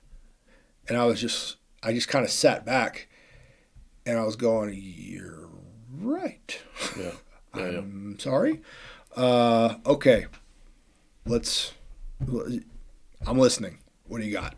And then it kind of, it was like, okay, dummy, here we go. And you big dummy. Yeah, exactly. And it was one of those things where I needed it, and I'm thankful for him, because it transitioned into me being a better ground force commander. Yeah. And looking at things a lot differently, taking that 30,000-foot view that I should have in the beginning, and it helped out a ton. And I'm gratitude. I'm in debt to the guy. But that was it. That's a free lesson that you didn't have to learn the hard way. Right. Yeah. Thank God it didn't happen in blood, man. Yep. Yeah. But there's zero room for ego out there. It's just going to lead to something bad happening. So you handled that pretty well. I imagine that there are some that don't. I mean, no, some it goes to fists, man. Some people it does because they won't let down and they won't realize that you're wrong. And usually that's when it takes an older, bigger guy to go, we're going to correct this problem. And it's a very correctable problem. And the guy and the thing is that you either, and I come to find out, you either take the correction and get better, or you're going to find yourself not in the team anymore. Yeah. You know? Yeah, You'll either get swapped out to another troop, swapped to another coast, or just out in general, depending on what it is that you did. Yeah, and the soft community, regardless of whichever branch you're in, is so small, you can't outrun a bad reputation. No. So let that happen once, maybe once, but twice. Yeah, and the severity of it too, depending on if you can get a mulligan or not. You know. Yeah. Because like safety rules, you can come back from that. Right, if it's not as egregious. I mean, sometimes with if you're in the house and it's a blue on blue, sometimes it's time to because you're now unsafe. Yeah, like to the point to where I can't trust you if this was a real situation. Yeah, Yeah.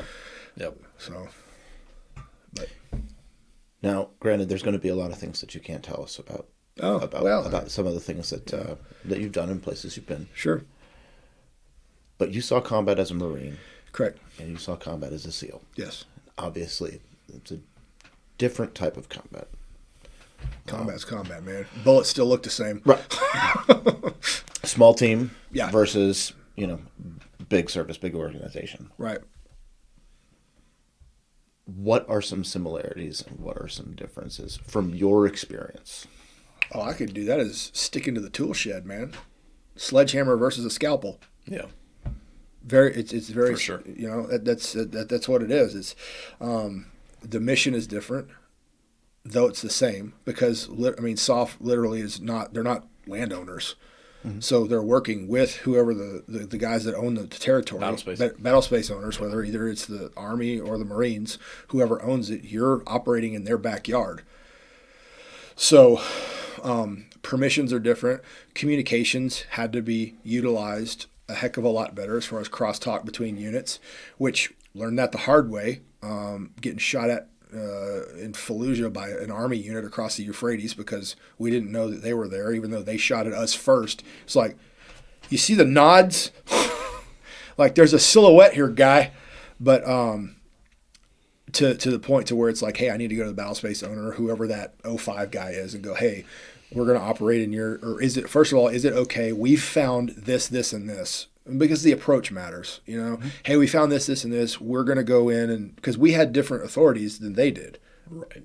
So whereas ours might be a little bit deeper, the capabilities might be a little bit different, we'll still we had to understand that mission as well as bleeding that into our own. So you're going into campaign planning, right? So you had to understand macro and micro campaigns, whether they wanted to call it that or not. Yeah. This is where the Marine Corps side really helped the SEAL side, as far as being able to speak that language and understand people, ownership, and how that whole thing works. Yeah.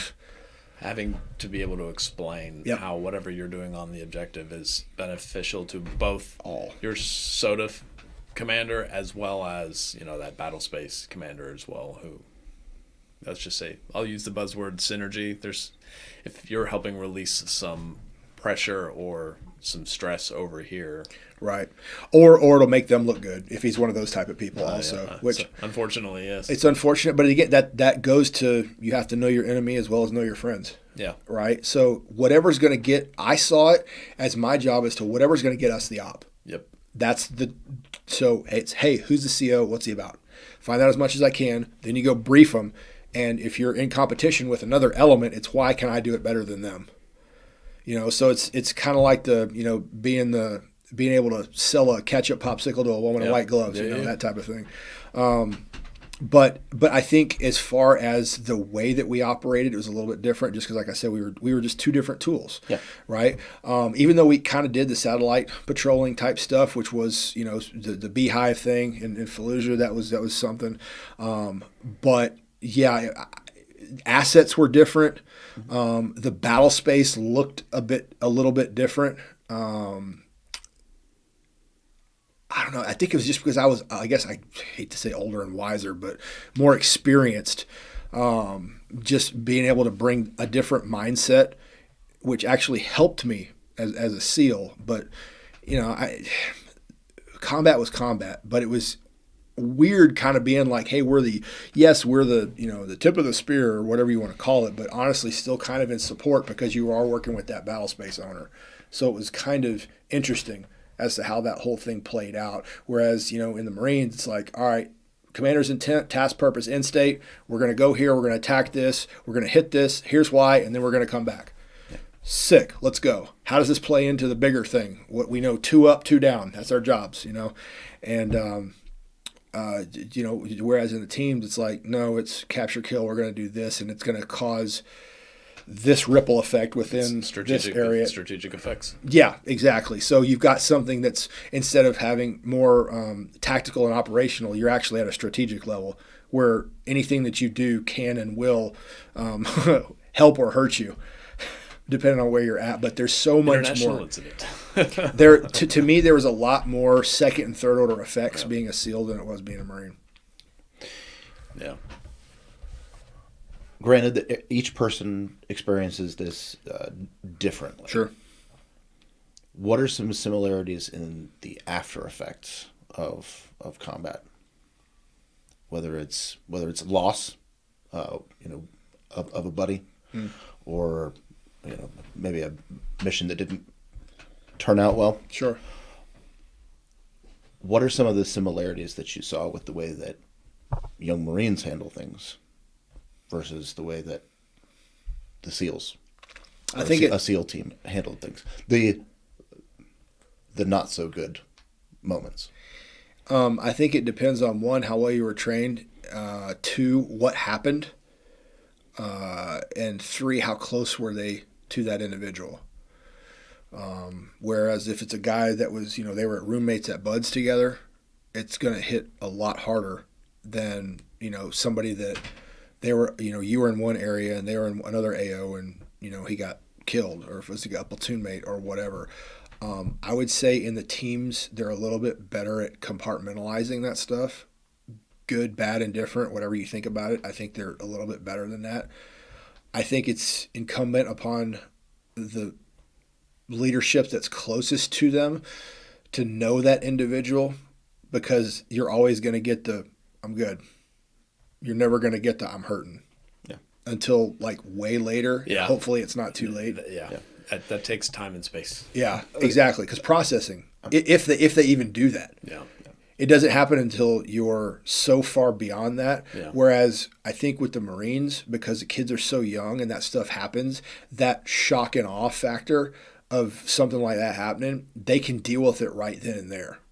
And you'll find out if if they're going to do the, screaming for mommy thing, or if they're going to be okay to move on. Regardless, it has an effect. But I think the effect on the individual has to do with training and exposure, the experience, and then that individual as to how they're going to take it. Yeah. Now we all came up through the service about the same time, Sure. in the same time frame, and we have seen the attitude towards mental health change in the last 25 years. From whistling past the graveyard? Yeah, from go talk to somebody if you need it, but if you do, your career's over. Yeah. To no, you really got to talk to somebody. Yeah. So from, again, based on your experience, Sure. were the Marines, or was your time in the Marines more open to that, or were the SEALs more open to that? Oh, yeah. SEALs, big time. Yeah. Way more. The support network within special operations, I think, because the money is greater, the money pots are a lot bigger, and because it's a tighter knit group, meaning like even with families, with the foundations, the backing, all that other stuff, much greater in teams than the Marines. Much greater. At that point, Uncle Sam's got so much more invested in you. Yeah. I mean, I hate to put it that way, but being a 30-year-old operator is very different from being a 19-year-old private. It is what it is. Big time. Unfortunately, it comes down to money, but it's like money and what type of tool you've created. Yeah. And I hate to put it that way, but it's just, you have to look at certain things certain ways, and depending on what part of the hierarchy or lowerarchy you are. The lowerarchy. Yeah. I mean, it sounds cold, but I mean, somebody has got to be able to make the math. Absolutely. That's why they have math for Marines, They do? Well, I didn't say they were good at it. They've got to be able to count the crayons. 3 crayons plus 2. Okay. I could get from 8 to 16 to 24 pretty quick, buddy. But yeah, it's the support was much better in the teams, for sure. So being able to handle that, and the way that the families are handled and all that was much more intricate. And I wasn't to say that the teams had it all right. I mean, it took things like Roberts Ridge and Red Wings and extortion to have them get really good at it. It's not really something I want to be good at. But unfortunately it is. But and the noticeable difference between how the families act and react was significant. Even from the time I was just in the teams. But the support network now is it runs deep. With the Care Coalition, the Wounded Warrior Foundation, all those guys. Some of the best lessons are learned the hard way. Yeah. Sadly. No, absolutely. Yeah. It's just you got to learn them, though, or you're going to relearn them. And that's the problem and that's what I try to tell a bunch of new guys is that if you don't read, if you don't understand your past, dude, you're going to repeat it. Like, we're going to have another Roberts Ridge. There's going to be another Red Wings. Like, did all those things necessarily, not that they had to happen, but could they have been avoided? 100%. Yeah. But it's just, are you going to learn from that? Okay, this happened. What went wrong?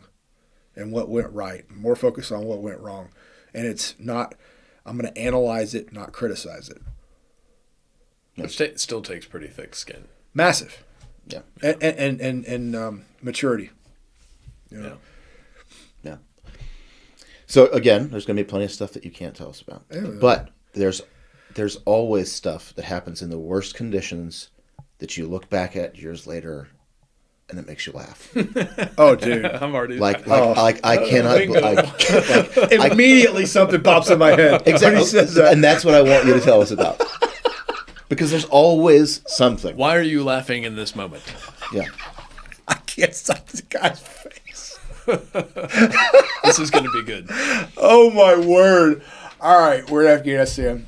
There I was. So there we was. We were on a 3-day op in I think we were in Ghazni again. And one of our guys who was the LPO, when we got to Afghanistan, some of the jobs got divvied up and some training ops and some things needed to happen back at the SOTF HQ. And they're like, hey, when you guys come in, we need one of your guys, more senior guys to do this, and this, because they needed somebody that could lead. And this one guy I'm not going to say his name, but this one guy, he got the short poopy end of the stick, right? And you could just see his disheveled face because he knew where we were going, right? And we were getting it. And then, you get a text from or an email from him every now and again after we were, getting after it and everything. He's like, man, and he's like, I'm coming. And I was like, oh, we're going to have to really ring this guy in because he's going to be a freaking But he's such a good guy, too, which just makes it even funnier. So we end up on target. It's his first big op, right? Now, he's already a senior enlisted guy, has been in combat before. He's been to Iraq and whatever. But it's this first time, big time in Afghanistan, right? Okay. And this is 2011. And we got entry, we got in. Night one was over. One of our guys got hit, but it was entry exit, and we got him off the X with the the birds we came in on, we were able to call him back and get him gone. He ended up being fine. He came back in 6 weeks. It was just a run-through shot. Everything was fine. But this one particular guy wasn't in the direct fight when we first made entry into the village. We set up camp. We got into a pretty good tick on troops in contact, and on one side of it, to which he wasn't on also.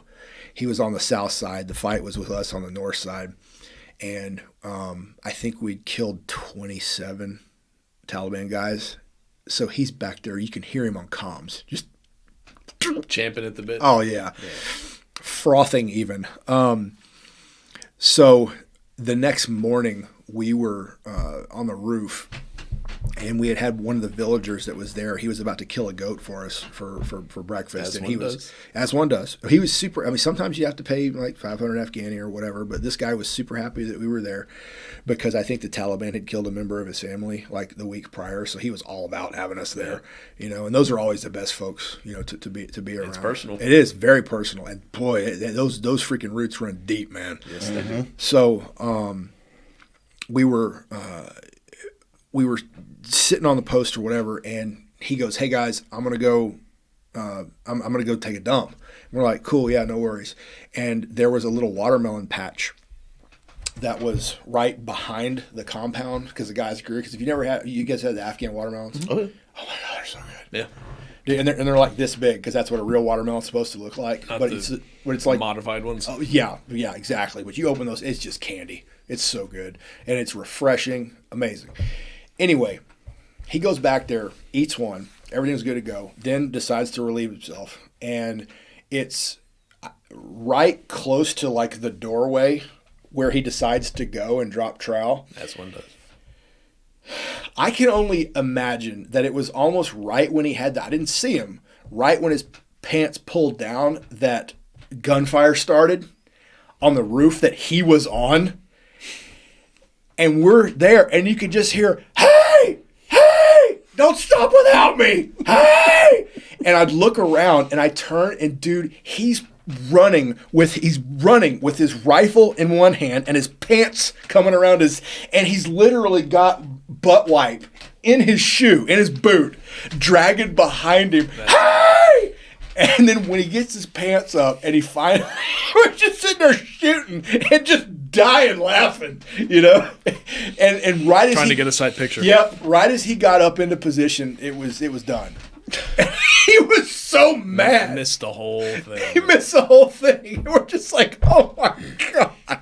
But he ended up the following day we got in one, and he got what he was looking for, and he was fine. But it was hilarious. And they called him Scooter for the rest of the deployment. Scooter. That was it, man. That was it. It was good. It was good. You laughed too. What do you got? It's true. Oh man. So some of mine might be porta potty in nature as well. Funny how that ends up, huh? Yeah, it's toilet humor. Yeah, we're children. It's true. So at some point, you decide you've had no mas, or it's time for you to exit the service, one way or the other. Maybe it was voluntary, maybe not so much. No, it was. I told myself when I stopped having fun, I'd be done. Okay. So what is your decision point? When was it that you stopped having fun? 2019. 2019, I stopped having fun, but some paperwork got messed up with me exiting, and the person that was guiding me through the process forgot to check a box about the GI Bill, and I ended up having to do an extra 4 on top of that. To make sure that my kids had, college paid for. Wow. Yeah. So I had to go a little bit beyond what I wanted to do. After you weren't having fun anymore. After I wasn't having fun anymore. Was it a accumulation of things just over the years that you were just like, this isn't it anymore, or was there a specific event? I hate to say it, and I had heard it along the way a few times from a bunch of senior officer guys and senior enlisted guys too, that it's like, look, man, you're not always in combat. I mean, I've been in combat almost my whole career, and at least in that deployment cycle, and just like I was living exactly why you would join the military, to do what I was going to do. And it was so much, and I was so grateful for the time that I had with the guys, for the good, the bad, and the ugly, everything, man. You know how it is. And it just got to that point, and like I said, those guys had already told me, I said, look, there's going to come a time when that stuff goes away, and you're going to go back to like barracks stuff, and you're going to be training for the next go round, and they need the guys that are going to be the trigger pullers to be the pilot light 100%, because if not, then you're left to those guys that are like rank chasers and never really did anything, deployment dodgers, whatever you want to call it, and you're going to be beholden to them because they hold the positions. So they need the snake eaters to keep moving and keep going. And I was like, all right, I'll keep going as far as I can. And it just got to the point to where things stopped making sense to me anymore. And I didn't feel like I was having the effect, and maybe it's selfish on my part, having the effect that I wanted to, even though I was helping as best I possibly could and branched off into like the undersea and UAV and all that stuff type world too, which was cool. Got to learn some new skills and talk to some new people. And it was kind of like it was the tip of the spear at the time. This was in 2019. Yeah. So this was a little bit after that. So the UAVs are about 15 years old at that point. Yeah. Maybe a little bit older, but they're really starting to ramp up. Massive. Their what's the word I'm looking for? The way that they are utilized. TTPs. Yeah. Yeah, no, because it's I call it the war of the nerds. It's where we're at right now, right? And that's not derogatory in any sense. It's literally one taking a knock at my own intelligence, but at the same time, it's literally zeros and ones that are fighting right now. It's not the guy on the ground that's pulling the trigger. And I understand that you need those types of individuals, but it's like that's all I knew. And that's what I joined to do, and that's what I wanted to do. But at the same time, I did kind of understand, and I think that's why I kept going, right? It's because I wanted to see if I could have an effect in this world based off of the experience of real world, because I was starting to notice that I was getting to that age and that place where there's not too many people that have been in combat around anymore. Yeah. And I felt bad about it because, like, if you're not pulling from that experience, and it was always weird too. We'd always laughed about the old dinosaurs in the freaking back of the corner, or the back corner of the room, or whatever. And I remember me and my buddy Steph Bass, who's a Navy Cross recipient. We were sitting in the back, and he's retired. But he was working at Warcom, and we were evaluating some operation where these young guys are briefing to go out and do stuff. And we were sitting in the back and looking at each other. It's like, did you ever think we were going to get here? He goes, no, man. He goes, I'm like, do you? And he was on Master Chief, right? I was like, do you like what you're seeing? He goes, I could kind of just want to kill everybody. In this room now. In this room right now. And it was just these things, and there's these 06s that are there. And it's just like, what are these guys saying? And there's these brand new OICs briefing, and I'm going, dude, you're missing this. Did you consider this, and this? And then they turn around and look like, hey, freaking grandpa, why don't you, I'm just going to look, man. I'm going to say things because I owe you to say them, because I will not hold back here and have you plan things that I know will end in blood. If you are not going to do your research, if you are not going to do your studies, if you are not going to listen to your older guys, I'm going to be the guy that says it. Like, you're sitting here giving a brief and you're not even considering terrain, movement, weight, stuff you're going to be carrying, low visibility inside of a jungle, because this operation that they were doing was in a jungle scenario, to which not many people have done that, right? And I'm, of course, going back to PI, and it's like you're going to die. Then you're going to dehydrate, and then they're going to kill you. Like, there's certain considerations, like, or even go and study brown water Navy in Vietnam. Yeah. Flat bottom boats, Yep. dude. Yep. Like, your insertion, you would have died on infill. Like, I could not believe the stuff was coming out of his mouth. And they're like, well, so I guess, we need to go train this. I know we got some stuff down in Panama. I'm like, boss man, Panama's like not up and running right now. I said, but check this out. There's this thing in northern training area in Okinawa that the Marine Corps owns the freaking base. You can go train in triple canopy jungle right now. Send that platoon over there and have them go through this thing called Jungle Warfare Training Center, right? They've got it up there at the Marines. It's 2 weeks that will do survival and tell them how to move in the woods. Because if you think the cities are bad, the woods are, the jungles are so much, everything's trying to kill you. Yeah. Yeah. It's a whole other animal. It's an organism that you're working and moving in. And if you don't understand this, and they're just looking at me like I've got a freaking, third or fourth eyeball. I'm going, and Steph's over here just going, yeah. Yeah. So and that was kind of another thing of like just going, I need to leave. Yeah. I'll talk to any of them. I'll tell them that. Even simple things. I remember I went down to a young task unit commander, and there was a threat in the area that they were going for NBC, right? So nuclear, biological, chemical stuff, or CBRN and it's a soft world. I'm trying to speak both languages, but and I asked him. I said, "When's the last time you did anything with gas mask?" He's like, "It's embarrassing. Don't ask." I was like. So simple test. I said, "Hey man, when somebody does this, how long you got till you die? Because it's a gas, right? Gas. Right? And then it's like, how long do you have, presumably, to put your mask on? What's the standard?" And he's like, "I'm like 9 seconds, bro. Yeah, you got 9 seconds to put your stuff on." And like that's if you don't have a hood. Or anything else. It's just a bare bones. Yeah, but it's like I can't even go into the point of where this is litmus paper. This is how you test the air, right? Because it's like they didn't even know how to. And it made me sad because we didn't have to mess with that stuff during the GWAT, and Morale was the last conflict that we fought in, right? Yeah, because where'd that stuff go? It went in the freaking ISU because we didn't want to have to lose it because then be accountable for it. But then it's like you're going into an AO where you're gonna need it.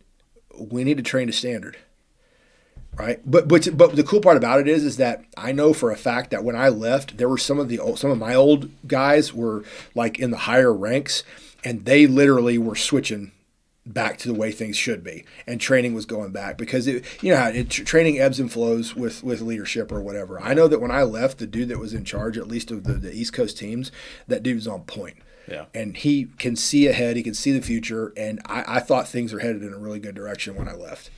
So it's not just like all doom and gloom. It's just some of those things where it's just like there's, in this for anybody, it's just you just need to plan, prepare, understand, it's composition, disposition, and strengths of the enemy, and then train to that standard. Yeah. And if it takes more money, then there's no better way to spend it. Right. Sometimes it pays to consult the subject matter experts. Yeah, because there might still be some people kicking that would do it. I remember my first land warfare, I was getting trained by a Vietnam-era SEAL, and he was teaching traps and snares. I thought it was the coolest thing ever. Yeah. Learned how to go hunting with a freaking slingshot. It was great. Yeah. Eating it up, man. And that was like a 2-week thing out at land warfare where there was a blocked off period, and then building traps, like a Rambo-style booby traps and stuff. I was like, this is so cool. Punji sticks. Yeah, it's a thing. Yeah. It's a thing. So anyway, it's one of those deals where just the lost art, like, it's just like when GPSs came out. It's like, I better understand how to do map and compass before you learn how to do a GPS, and batteries will die. Satellites will move. Yep, exactly. Or learn how to terrain associate as well. Yeah.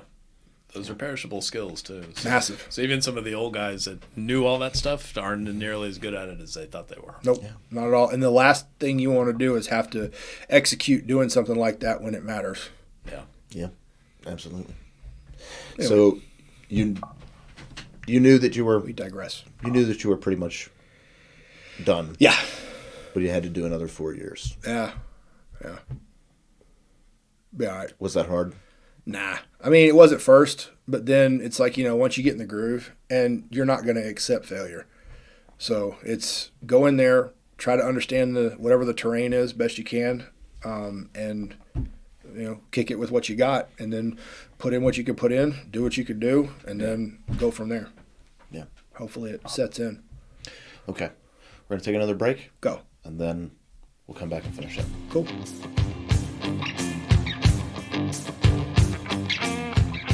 All right. Yep. So it's 2023 when you get out? No, it wasn't, because I found out that I'd had a little hitchhiker that I'd picked up, I think in Afghanistan, in my head. So I went to, I started, figure out the body, figure out the brain, and all, doing the fix me ups.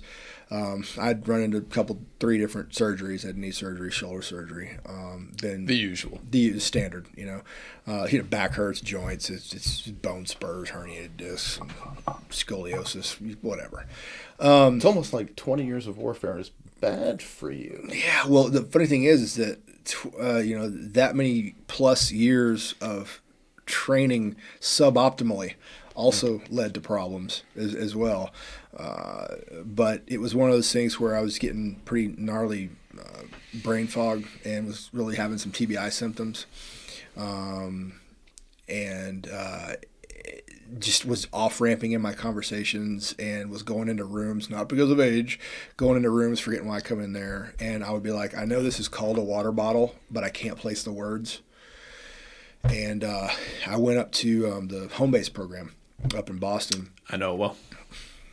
Been there yourself, haven't you? I did the combat program up there. Oh, did you? Mm-hmm. Nice, man. Okay, so So, yeah. It's part of the origin story of this podcast, but for another time. Really? That's cool. I like that. I like origin stories. But went up there, and one of the first things they do is a neck and brain scan. Yep. Right? So I sat down. After I'd done the neck and brain scan, I went into the room, and it was supposed to be me and the doc, but there was 6-8 people in there. And I'm like, this is a lot. Why the party? And they go, sir, I'd like you to sit down. I'm like, why? Did you find a tumor? And they're like, sir, we need you to sit down. And I went, okay, you have my attention. And sat down. And sure enough, there was at the time, gobstopper, old school gobstopper-sized tumor on the back of my brain stem, and a cyst about as big as my hand inside my skull, pushing my brain forward. And the tumor was also close to the optic nerve. So that we had a little bit of an all stop at that point. Yeah. So, and it was, again, good, bad, ugly. What are we doing? And of course, there's hilarity in all of it, and we have to have snarky comments in between. It's the despair. It is. It's a long, drawn out story, but it was just they'd asked me, they were going for the hug or whatever. I'm like, no, I'm good. We just told you, this, that, and the other. And I'm like, okay, cool. Where's your gym? What? It's like, look, man, is there anything that I'm going to do right now that's going to make this thing worse in my head? They're like, no. I'm like, cool. I got about an hour and a half till the next hour and a half till the next. I see the next one of you guys. I can go catch a quick workout. Just let me do my thing. And they're just like, they couldn't get that. Going, isn't this a healing place? Like, you have a gym, so therefore you understand it's a modality. Like, that's how I'm dealing with stuff.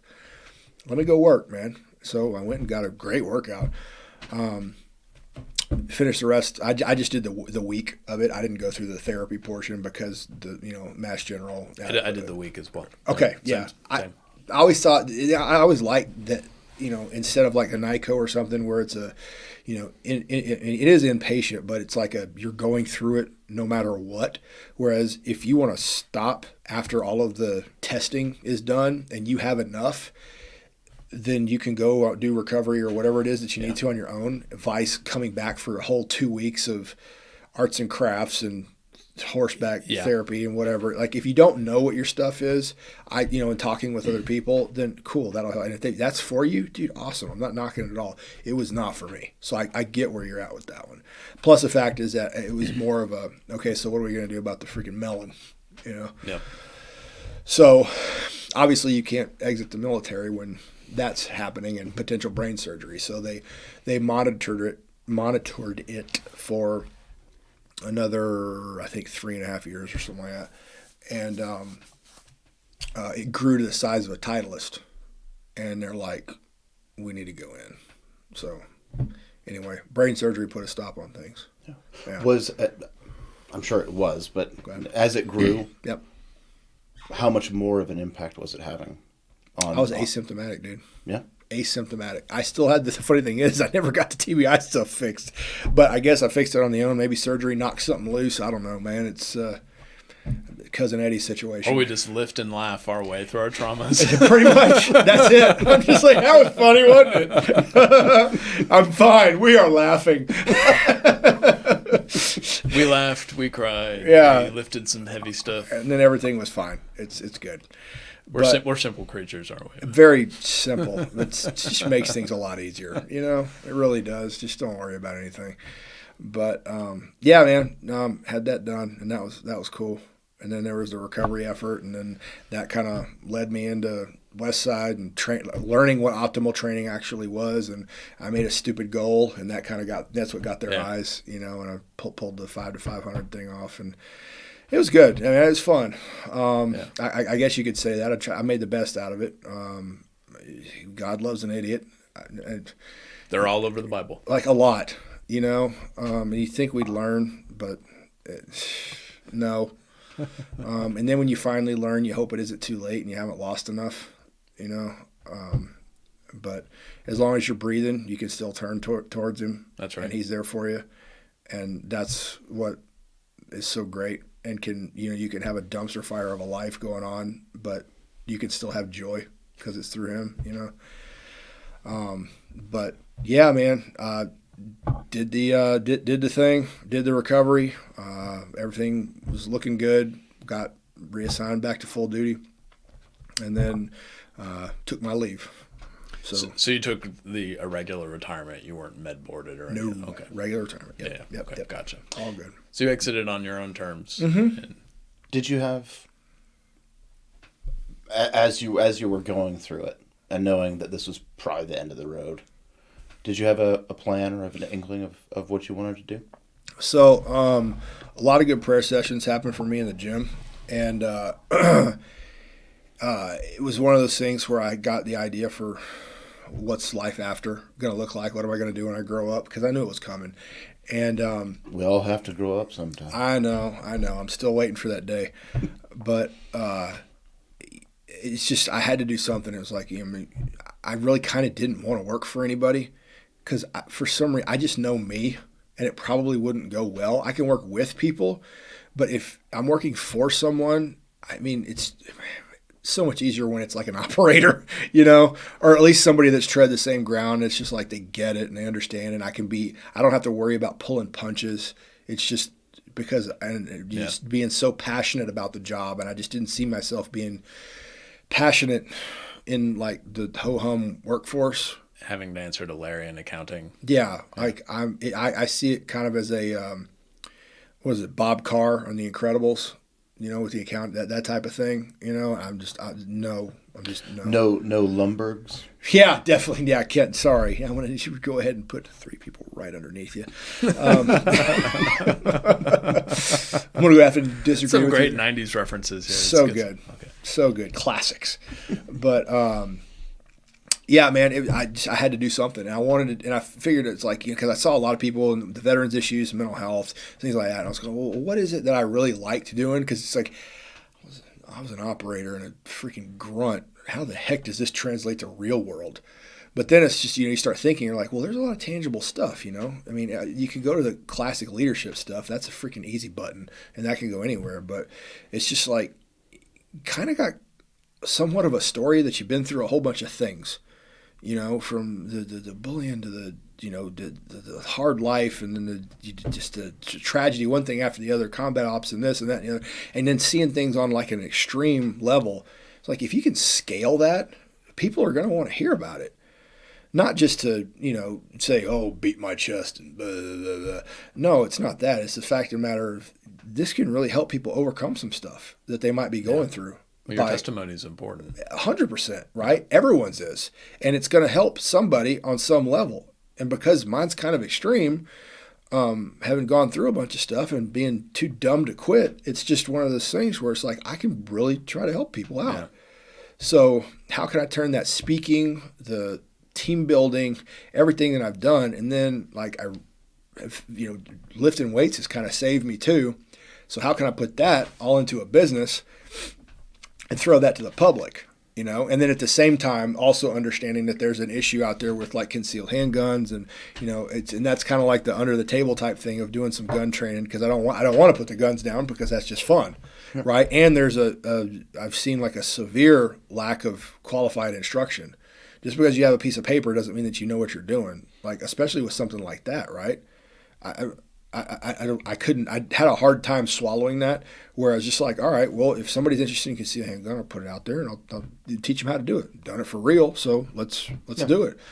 And then going through to different places and teaching CQC or high threat situations, things like that. Going and help people out with that, whether it be police, military, whoever. But just keeps my own axe a little bit sharp. And I get to still do that, but it also I think goes under wellness of being able to show and speak to people how the mind, body, and the spirit all work together. And it's a Venn diagram, and if one circle becomes bigger than another one, then another one will shrink. Mm-hmm. So you want all of those to be head in the right direction, and then God's the only one that's been keeping me alive. So it's like, Amen. Why have I gone through all of this? Why have I done this through horrific decisions that I've made? But I'm still walking and I'm still talking and I'm still His. So why not give glory and honor to Him by telling people to be better than me, right? So that's where Divine Savagery came from, was that particular thought and bringing that into it. And then I'm working right now on building a nonprofit as well. So it's... Well, before we move on to the nonprofit. Yeah. Divine Savagery. Yes. Break it down.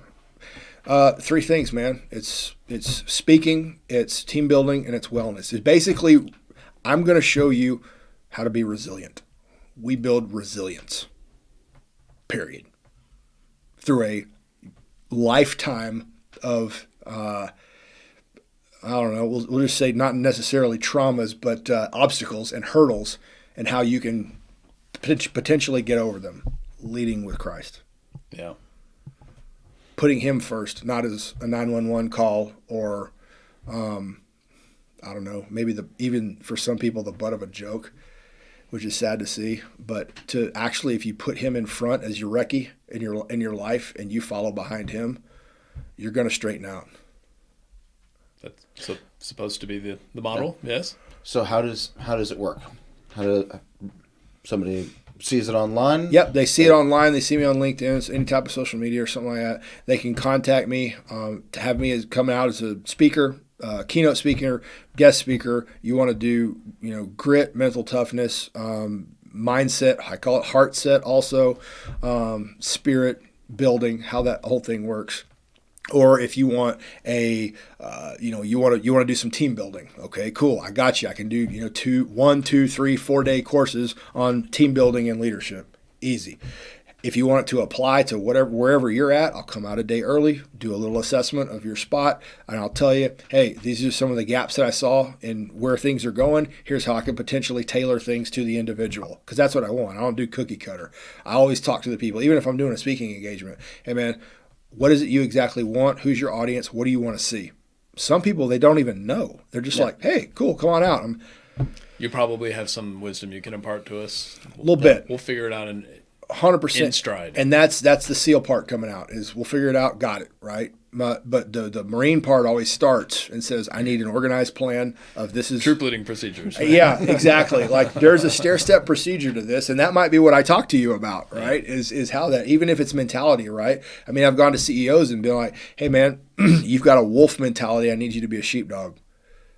Because they knew how to make money, they knew how to do all that, but it's like your people freaking hate their life. Yeah. Because you're not caring about them. You will make more money. You will be more productive if you create an environment to where people want to come to work. Yeah. Instead of dread it. Every time. Every time. And it's simple troop leading procedures that you learn that translate exactly from the battlefield to the boardroom. Yeah. Right? So, doing stuff like that. For the wellness piece, dude, you got a strength program, you need some fixing, I got you covered. Believe me, I've broken myself in every which way I could possibly think of, but have found a system that I utilize, that Louis Simmons perfected, the conjugate system, and I can help you tailor it to your life to where you don't have to be a professional power lifter, but I can tailor it from a mom to an elite athlete. It does not matter. And we'll make you better. Because, again, where would you ever go into a situation and come out and go, man, I wish I was weaker? It just doesn't happen, right? Strength. Mark Bell had it right. Strength is never a weakness, right? So being able to get people a little bit stronger, especially with military guys, because a lot of times, of course, that's where my heart is, and that's kind of what leading into a nonprofit too. But backs are bad, necks are bad, all the joints are bad, right? Bumps, bruises, owies. Mm-hmm. Thing is, all of it's fixable. No matter how bad it is, maybe not 100%, but at the same time, I can get you in less pain because I've done it myself. Yeah. You look at the pathology of my spine, my chiropractor is like, I don't understand how you're walking. Yes, I understand that. Yeah, exactly. It's like so much pain. I was to the point to where I'd have about a minute. That was about my time frame that I could sit down without moving and like having to get up, right? Now, because of the training that I'm doing, I can drive from Virginia Beach, where I live, to Columbus, Ohio, 9.5 hours, and then get out and train legs, and I'm good. My back's fine. And I'm stopping once to pee the whole trip. Like that, and I'm fine. And I'm not moving. My back's good. Solid. But through the right chiropractic care, rest, recover, regenerate, and then through the system and utilizing reverse hypers and everything that Louis Simmons set up after he broke his own back and the training that they do up at Westside, being able to combine that and give that back to people and see them visibly go, oh my gosh, that's fantastic. Yeah. I love that feeling. To make somebody hurt less and be able to go do life. Yeah. So teaching strength throughout the 6 functions of a human body. And then, like I said, it's one of those things where there's the shooting stuff as well. If there's executive protection companies. That's just for fun. Yeah. If there's executive protection companies out there that want to do convoy stuff, I got you covered too. Okay. So before we move on to the nonprofit. Go ahead and we'll put these in the show notes and stuff, but website, all the social media stuff like that, go ahead and throw them out. Yeah, so www.divinesavagery.com. I'm revamping the site right now, but you can still contact me via the site. You can hit me, Tommy@divinesavagery.com. Instagram is raise.your.horn. And then Tommy Richardson on LinkedIn, Tommy Richardson on Facebook. That's where I'm at. We'll link all that stuff. Yeah, all that stuff will be linked in there. Yeah, easy to... The nonprofit. Yeah, so that's, as a brainchild, came up with actually a couple of weeks ago. But I'm starting it up now and looking to fire it up. But it's to kind of promote wellness, man. I'm going to call it Lifting for Liberty, or L4L. Okay, and it's not just from the perspective of freedom from tyranny, but also freedom from the enemy that's coming against you. Right, so powers and that's principalities of wickedness in high places. It's like he's read it before, right? So understanding that we are in a fight, and you need to be strong, spirit, mind, and body. Mm-hmm. So I've seen a lot of stuff go around where people do fun runs, and everything has to do with running or a mud, this, that, or the other. Cool story, man. So much running. So let's learn to stand and fight. So I want to teach strength. So mine is going to be a series of different lifting competitions, right? Of coming out and just regular people come out and let's see you do max bench body weight, right? Can you do that? Or here's 135 pounds, see what you can do. Here's a deadlift competition. Here's kettlebell swings, see how many you can swing. Or here's a series of them, come on out and do it. A series of different types of competitions and things like that, and be able to carry mobile weight sets around to promote fitness as well, because fitness is something that, and wellness is something that touches literally everyone, and people don't know about. So it can foster strength education, foster camaraderie within that, a little bit of competition, here and there. Just quality of life. Quality of life, 100%. So we promote that, but the proceeds and all the money is going to go to veteran startups, because having been one myself, but understanding that a guy gets out and hopes that it helps reduce veteran suicide, right? Because a lot of vets get out and they want to be entrepreneurs, but they don't know how, and they don't have any funding. Well, if you got a good idea, I'm not saying like Shark Tank or something, but if you've got a good idea, you want to start a business and you need a little bit of help. Just seed money. Exactly. Let's kickstart you and get you going with something good. If you've got a dream, my God, you should be able to do that. And if you serve this country, you should be able to start your own business and be able to go probably be in some form of service to help other people anyways, right? It's find that second love, whatever it is. And if you're hurting and need a little bit of something, then that's what I'm going to be about is let's get you started. Let's get you on your feet. Love it. So love it. L4L. Mm-hmm.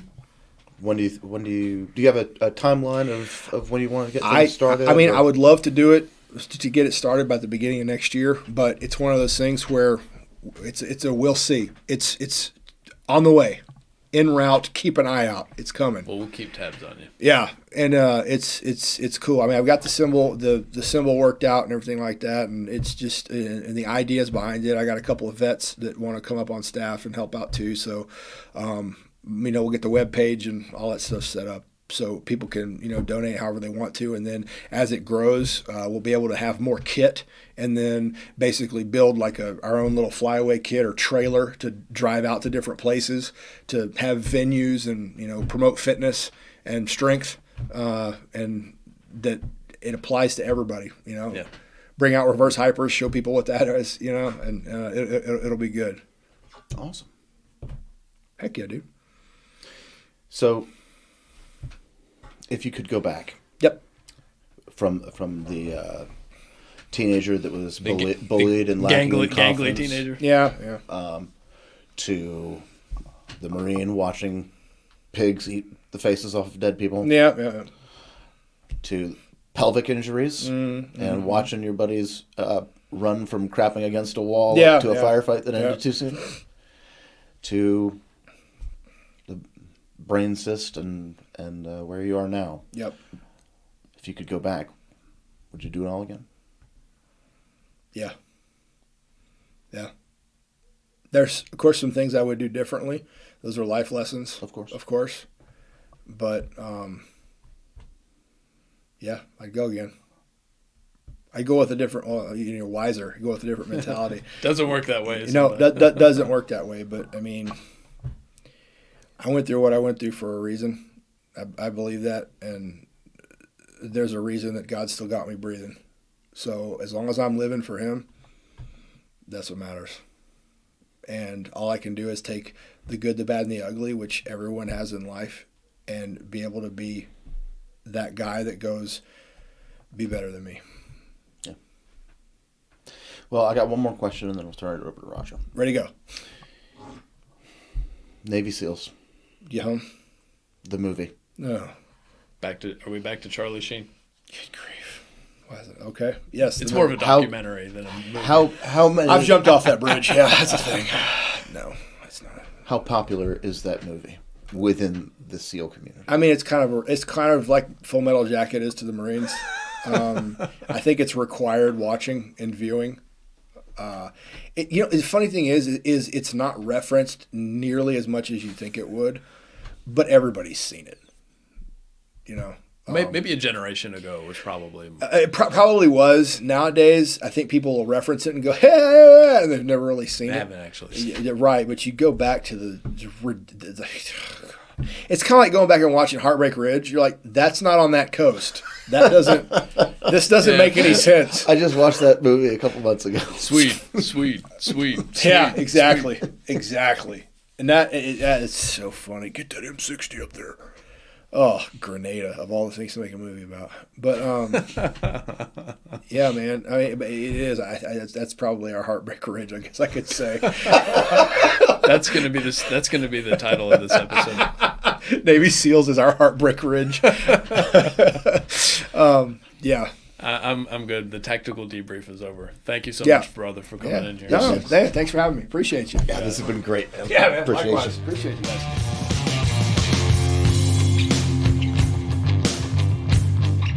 So, what'd you think, Raj? What a fascinating, if I do say so myself, discussion. And you do? Say so yourself. I do. Really interesting guy, like all of our guests. Yeah. Really great discussion on camera, but some really great ones off as well. Just really fascinating guy. Yeah, and we talked to him about this, but it's hard when they're the first. Like when we talked to Rusty Orvik, the first Submariner. Not Submariner. It's not Submariner. Or maybe it is submariner. Nah, we have it backwards. Oh! It's submariner. But he's our first Navy SEAL. And so, yes, there are, and we said this during the episode, there's a lot of things that obviously he can't talk about.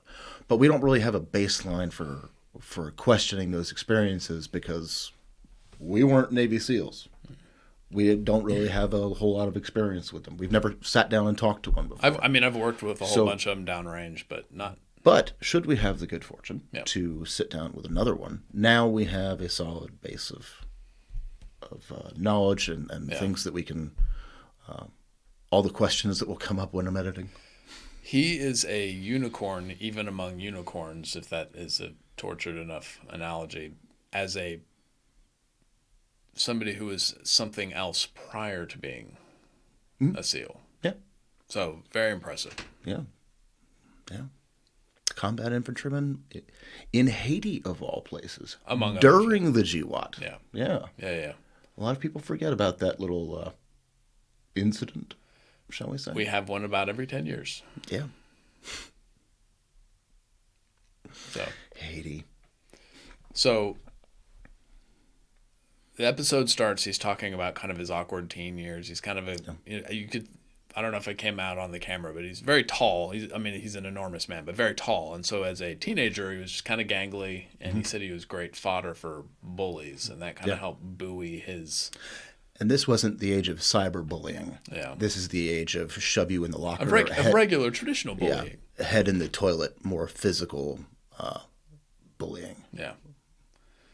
But he used that as a catalyst to improve himself, and at young, teenage him thought that the best way to do that would be to join the Marines. Yeah.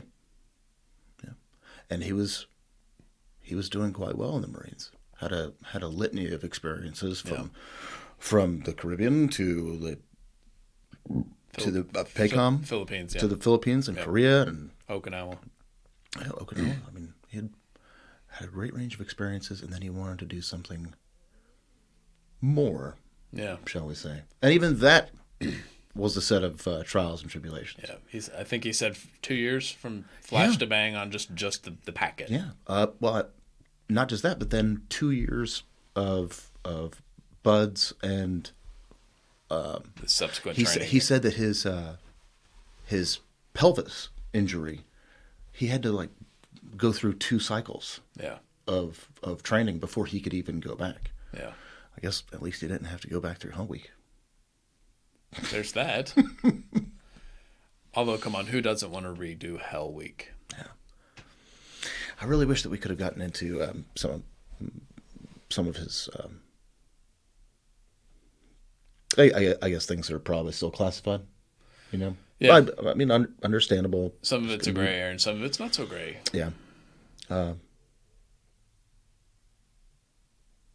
But he did it for a long time. There's got to be some weight there that is hard to shoulder sometimes. Yeah. And that's kind of why I was asking him about some of the differences between the reaction of combat, or reaction is not the right word, but the after effects of combat for Marines and for SEALs, because he spent plenty of time with the Marines doing that. Yeah. He was at the oldest he was at the oldest possible threshold to get into buds. Yes. He spent plenty of time with the Marines doing. Well, if he was an infantryman in Fallujah, then he definitely punched his ticket there too. Yeah. Yeah. It's a hard reality that the military does look at the all the training and money that they have put into special operators. Yeah. And understandably, they get more resources, but I wonder with the suicide that all the services have gone through, If the budget for that, and not just the budget, obviously, but the right programs, and if the social shift, making it more acceptable to talk about, if some of that stuff had just been in place sooner. Yeah. How many of our brothers and sisters in arms? I mean, just think of all the vets that came home from Korea and Vietnam and had not only none of the support systems, but in the Vietnam's case, almost the opposite. Yeah. I mean, it was adversarial. Yeah. Yeah. So we stand on the shoulders of giants, and sure, we've had some tough. When I say we, I'm referring to GWAT veterans like Dan and myself. We certainly have had our lumps, but we're the beneficiaries of those that came before us. Yeah, and how wrong they were done. Yeah, in many cases. But to society at large, learned its lesson too, and particularly about Vietnam. Yeah. Yeah. Yeah. Good stuff, man. Good stuff. So many more questions we could have asked him. And that's always the case, I know, but man. I know. Well, you and I will someday figure out a way to have former guests, maybe expand on former episodes with previous guests. We're not going to talk all that out right now. We have to figure this out. The follow-up episode. Yeah. Yeah. We'll call it the tactical debrief. Something. Hescos and hand grenades. Hescos and hand grenades. Okay, so Tommy, we talked to him off camera as well, and he's got a lot of irons in the fire. His words. He has got a lot. So more to follow on him. This isn't the last y'all will hear from him. So we certainly appreciate the amount of time that he spent to record with us, but also to basically to travel to us, which is no small thing coming from the Tidewater area of Virginia down here. So thank you so much for that, Tommy. Absolutely. And then of course if you are looking or interested in Divine Savagery and what it can maybe bring to you as a person or you as an organization, check it out. And then of course be on the lookout for L4L. Yes. I hope he didn't TBD. say. He didn't say, but I hope it's L, the number 4, and then another L. Thank you, Dan. Okay. Anything else on Mr. Richardson? No, it was awesome. It was awesome. Yeah. Perfect. Okay. So now the time has come. It's free fire time. Free fire. First free fire. The free fire 2026.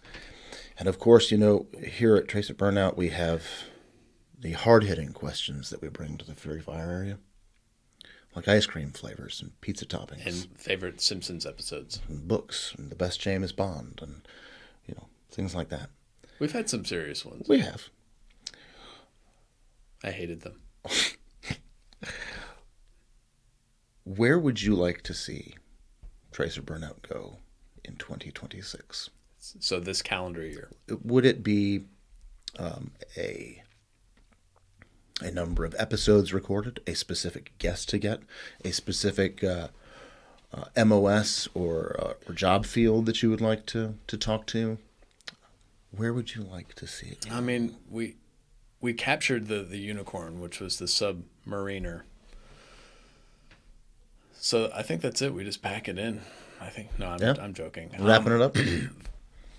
I mean, it's probably harder to measure what I'm going to say because it's not really quantifiable. I want to see this show continue to grow a little bigger, a little faster. I know everybody says that, right? Because the mission here is important. And for those who don't know, the mission is to make veterans feel heard and help them feel as if their service matters, because it does. And that's by getting the word of service out to as many ears and eyes to see. And it's the main demographic for our show is other veterans. We would love to expand that beyond those who've served or their direct family members into more of the civilian population. So making this, when I say commercially more viable, I don't mean that from a dollars and cents, but really more of a reach. Broadening the base? Yeah. Yeah. So reach. Yeah. So again, I'm not going to quantify that with some made up number right now, but I just, we're recording this here the week before Christmas here in 25. So by this time at the end of 26, I hope we can look back and say, wow, the show expanded by an order of X magnitude from where we were last year. Yeah, I think that's fair. Yeah. Because my mansion payments are not going to be able to pay themselves that I have here in Fayetteville, of course. Yes. Where else would you find a mansion? So how about you, man? There's not really a specific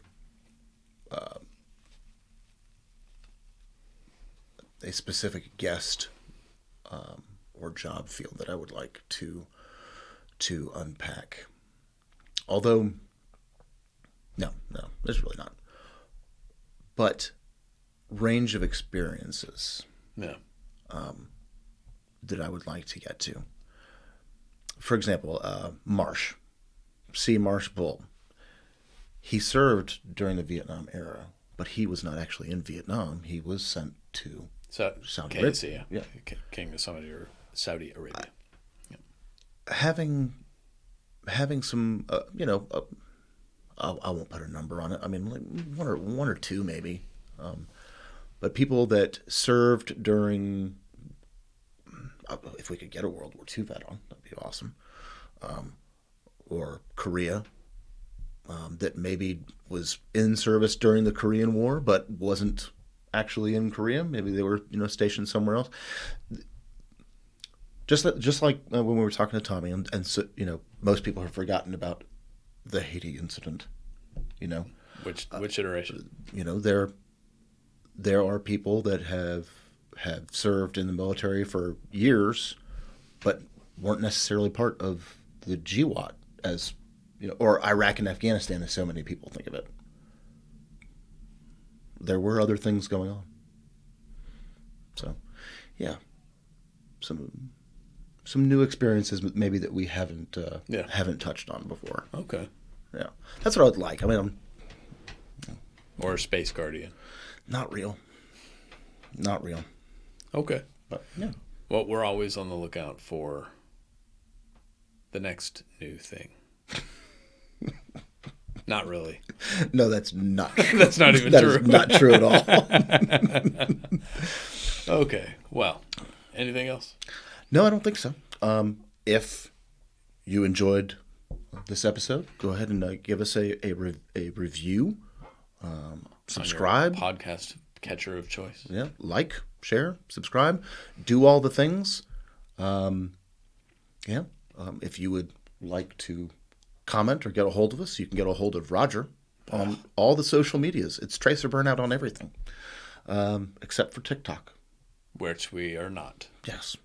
Or you can go to our website, tracerburnout.com, and there's a link to contact us. To contact us. Let me handle this, Dan. You sound like my grandfather. Thank you.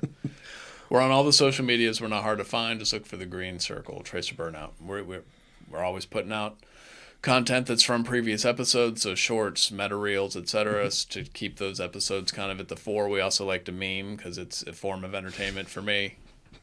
That's neither here nor there. Thank you so much for joining us. We conclude the first episode of the year. Yeah. And remember, your service matters.